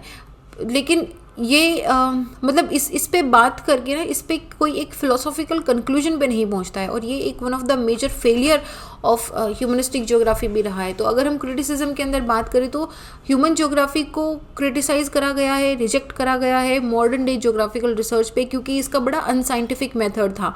और जैसा कि बिहेवियरल ज्योग्राफी के साथ था, ये भी कुछ एक मतलब कंक्लूजन पे नहीं पहुंचे, मतलब यू नो लाइक अगेन एक जो क्वेश्चन क्वांटिटेटिव रेवोल्यूशन वाले उठा रहे थे कि how do you study human behaviour, how can you put generalisation into the human behaviour, तो वही इसका क्रिटिसिज्म भी यही रहा है। फर्स्ट एंड बेसिक क्रिटिसिज्म यही था कि ह्यूमनिस्टिक मेथड में रिसर्चर्स एक ऐसी पोजीशन पे नहीं पहुंच पाए जहाँ पे वो बता सकते कि ये रियल या ट्रू एक्सप्लेनेशन है या नहीं है, किसी का अजम्पशन है, किसी की इमेजिनरी है, किसी की जस्ट इमेजिनेशन या ट्रू या रियल है, उस चीज़ के बारे में नहीं बता पाए थे। सेकेंड, जो मेथोडोलॉजिकल ग्राउंड थे ह्यूमनिस्टिक ज्योग्राफी के, वो काफ़ी डिफ्रेंशिएटेड एंड डिस्टिंग्विश्ड थे between the physical and human geography पे। तो उसकी वजह से काफ़ी मतलब इस with in the subject, with in the this also एक काफ़ी ड्यूअलिज्म टाइप का डिस्कशन स्टार्ट हो गया था। ह्यूमनिस्टिक ज्योग्राफी क्रिटिसाइज करी गई थी मैथडोलॉजिकल ऑब्सक्योर पे, क्योंकि इट वाज कम्प्लीटली सब्जेक्टिव, और अब सब्जेक्टिव में 10 ज्योग्राफर का 10 व्यू होगा। सो फिर आप कौन से व्यू को मानोगे, कौन से व्यू की बात करोगे। तो ये मैथडोलॉजिकल ऑब्सक्योर पे भी इसकी काफ़ी क्रिटिसिज्म हुई थी। And it is largely based on the experience and perceptions of the human. और ये एक्सपीरियंस एंड परसेप्शंस हमारे क्या होते हैं, ये मेंटल कंस्ट्रक्ट्स होते हैं, जहाँ पे कंप्लीटली नेचर का क्या रोल था, नेचर कैसा था, उस चीज़ पे हटा दिया गया है। मतलब मान लो कि जो पास्चर लैंड है, और अब मान लो यहाँ पे एक 5वां आदमी आ गया है, ये बोल रहा है मुझे तो दिख ही नहीं रहा पास्चर लैंड, मुझे तो यहाँ पे पहाड़ दिख रहा है। तो ये इस चीज़ को कोई प्रूव नहीं करेगा कि फिजिकली वहाँ पे था या नहीं था। इसने बोला कि इसको पहाड़ लग रहा है, तो फिर इस पे स्टडी होगी, इसको पहाड़ क्यों लगा, इसको पहाड़ कैसे लगा, इसको कैसा पहाड़ लगा, इसको क्या क्या रीज़न रहे होंगे जिससे इसको पहाड़ लगा होगा। समझ रहे हो मेरी बात को। तो उस पर ज़्यादा एम्फेसिस करा गया था। तो ये हमारा ह्यूमनिस्टिक ज्योग्राफी का था। बाकी इस पे कॉन्सेप्ट ऑफ प्लेस जो है, ये भी काफ़ी स्टैटिक एंड एक्सक्लूसिव कॉन्सेप्ट इसमें माना गया था, बट था नहीं। तो क्रिटिसिज्म पोस्ट स्ट्रक्चरलिस्ट ज्योग्राफर थे, इन्होंने काफ़ी progressive and dynamic concept of space लेके आए थे, तो जहाँ पे नया एक टाइम स्टार्ट हो गया था। तो अगला वाला हम रेडिकल अप्रोच करेंगे, बट उससे पहले अगर हम ह्यूमनिस्टिक ज्योग्राफी का क्या कंट्रीब्यूशन रहा है ह्यूमन ज्योग्राफी में, अगर उसमें बात करें तो इसका कंट्रीब्यूशन डेफिनेटली रहा है कि इसने एक तो ह्यूमन एजेंसी को सेंट्रल रोल दे दिया था, है ना। अगर हम बात, अभी हम क्या बात कर रहे हैं, contribution of humanistic geography to human geography, क्या कंट्रीब्यूशन रहा है। तो सबसे पहला तो रहा है कि इसने ह्यूमन एजेंसी को सेंट्रल थीम दे दी थी 1980s के अंदर। क्वांटिटेटिव रेवोल्यूशन के बाद में ये एक बड़ा पैराडाइम शिफ्ट था। सेकंड ये था कि इसने जो लोकल डिफरेंसेस होते हैं, क्योंकि हम क्या बात कर रहे हैं कि आप पर्सन ए, अगर आप 3 जगह पे गए हो तो आपका तीनों जगह का क्या परसेप्शन है, हम इस पे बात करते हैं। तो इसने लोकल डिफरेंसेस के बारे में, लोकल प्लेसेस, लैंडस्केप या रीजन्स, इन सब के बारे में बात करी थी। तो ये रियलाइजेशन अभी भी काफ़ी वाइड स्प्रेड है कि जो हमारे आइसोट्रोपिक प्लेन्स होते हैं, जो हमारे फीचरलेस प्लेन्स होते हैं, किस तरीके से इंपॉर्टेंस ऑफ लोकल डिफरेंसेस इसमें देना स्टार्ट कर दिया था। थर्ड हमारा था कि इसने जो फैक्ट वैल्यू, जो डाइकोटोमी थी, जो फैक्ट वैल्यू डाइकोटोमी थी, इसको कम्प्लीटली एलिमिनेट कर दिया था। कम्प्लीटली तो एलिमिनेट गलत हो जाएगा, कम्प्लीटली वर्ड यूज़ करना, बट हाँ उस वक्त पे इसने उसको एलिमिनेट कर दिया था। इसने जो great self conscious by scholars होती है, उसको काफ़ी, मतलब लाइक ह्यूमन अवेयरनेस की, जो ह्यूमन क्यूरियोसिटी की हम बात कर रहे थे, उसको इसमें काफ़ी एम्फेसिस दिया गया था। फोर्थ इसमें था कि इसने जो वैल्यू या फिर जो मीनिंग्स या फिर जो प्लेसेस होते हैं जिनसे हमारा कल्चर या फिर हमारा जो कल्चरल लैंडस्केप ओरिजिनेट होता है, तो इसने कल्चरल लैंडस्केप को एक वापस थोड़ा सा रिवाइवल लेके आ गया था। एंड थर्ड एंड फिफ्थ इसका जो मेजर कंट्रीब्यूशन इसकी मेथडोलॉजी का होता है कि ये एक नया मेथड लेके आया था, एक स्ट्रक्चरलिज्म एक लेके आया था, कि पार्टिसिपेटिव ऑब्जर्वेंस लेके आया था ये। तो ये इसका मेजर था। ह्यूमनिस्टिक ज्योग्राफी का जो कंट्रीब्यूशन है वो ह्यूमन ज्योग्राफी में काफ़ी ब्रॉड है, लेकिन फिर भी इसमें काफ़ी फ्लॉज थे, but still human geography was one point जिसने मेन का इन्वॉल्वमेंट इनटू द ज्योग्राफी या फिर मेन के अराउंड ज्योग्राफी को लेके आ गया था ये। तो it was a great contribution by that. अब अभी हम इसको इतना ही करेंगे, बिहेवियरलिज्म एंड ह्यूमनिस्टिक तक। कल हम स्टार्ट करेंगे रेडिकल अप्रोच पे, ठीक है, रेडिकल एंड फिर वेलफेयर पे। अभी हम we are almost at the end of the perspective of human geography. So I hope there are 2-3 things which I do want to say you. Point number 1, I hope आपकी understanding human perspective की बन रही होगी। देखो I totally understand कि कुछ चीज़ें हैं जो नहीं समझ में आती है, बड़ी कॉम्प्लिकेटेड लगती है। जैसे कि आई एम वेरी श्योर कि आप में से काफ़ी लोगों को बिहेवियर एंड ह्यूमनिस्टिक वाले में भी कन्फ्यूजन क्रिएट हुआ होगा, और अगर नहीं हुआ है तो आपने कुछ गलत समझा है। होना चाहिए, ये होगा, क्योंकि ये टॉपिक ही ऐसा है। इसमें जिसने लॉज दिए ना, जिसका नाम आ रहा है ना ज्योग्राफर को, उनको भी कन्फ्यूजन होगा। जिसको इसमें 50 साल का एक्सपीरियंस है उनको भी होगा। So this is very genuine. इसीलिए I am giving you the help of notes में बड़ा सेग्रीगेटेड करके अच्छे से ब्यूटीफुली इसको एक्सप्लेन करा गया है। I hope you are reading the notes continuously and I hope that notes are uploaded in to that. If not, please drop me a message, because I am not aware of that if it is attached with the lectures और not.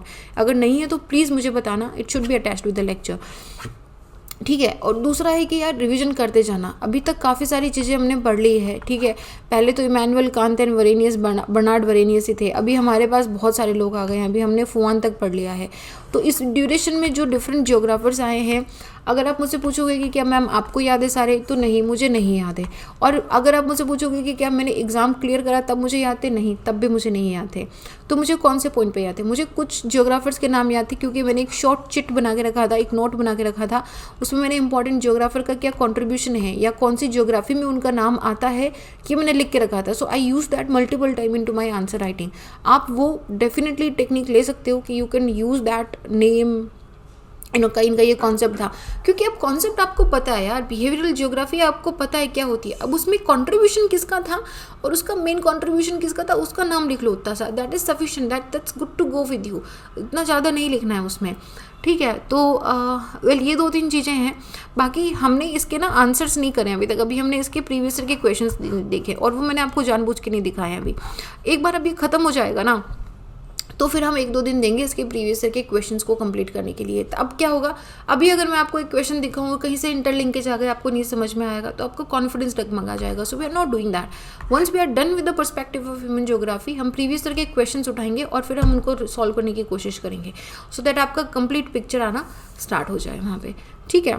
Okay, ये 2-3 चीज़ें थी, और कुछ भी दिक्कत हो तो वो डिस्कशन बॉक्स में लिख दो, onlyisgeography@gmail.com पे लिख दो, या फिर आप मुझे पर्सनली मैसेज भी कर सकते हो little_simple_बुद्धा पे, ठीक है। ये इस पे आप, मैं आपको इस पे इंस्टाग्राम पे भी मिल जाऊंगी, and I am here on the same with the same name, I am at the Telegram also. So well, this is it. I'll see you guys in the next, but I hope कि you are revising it continuously and you are making short notes. Otherwise कोई मतलब नहीं है, मैं तो बड़ा honestly बोल रही हूँ, कोई मतलब नहीं है ना मेरे पढ़ाने का, ना आपके पढ़ने का, ना ही आपके पैसे देने का, और ना ही आपका इसमें टाइम इन्वेस्ट करने का। नहीं समझ में आएगा आपको, किसी को भी नहीं आएगा, आपको देना पड़ेगा, कॉन्सेंट्रेशन से टाइम देना पड़ेगा, तभी ये चीज़ होगी। और जब ये हो गई ना, तो I can bet you on this, मैं आपसे इस चीज़ का प्रॉमिस करती हूँ कि आपके ज्योग्राफी में बहुत अच्छे मार्क्स आएंगे अगर आपने ये जो चीज़ें मैंने बताई अच्छे से समझ ली। तो इससे ज़्यादा समझने की ज़रूरत नहीं है, this is more than sufficient, I have taught you, more than sufficient, ठीक है। चलो, on that note I will see you guys tomorrow, bye, जय हिंद।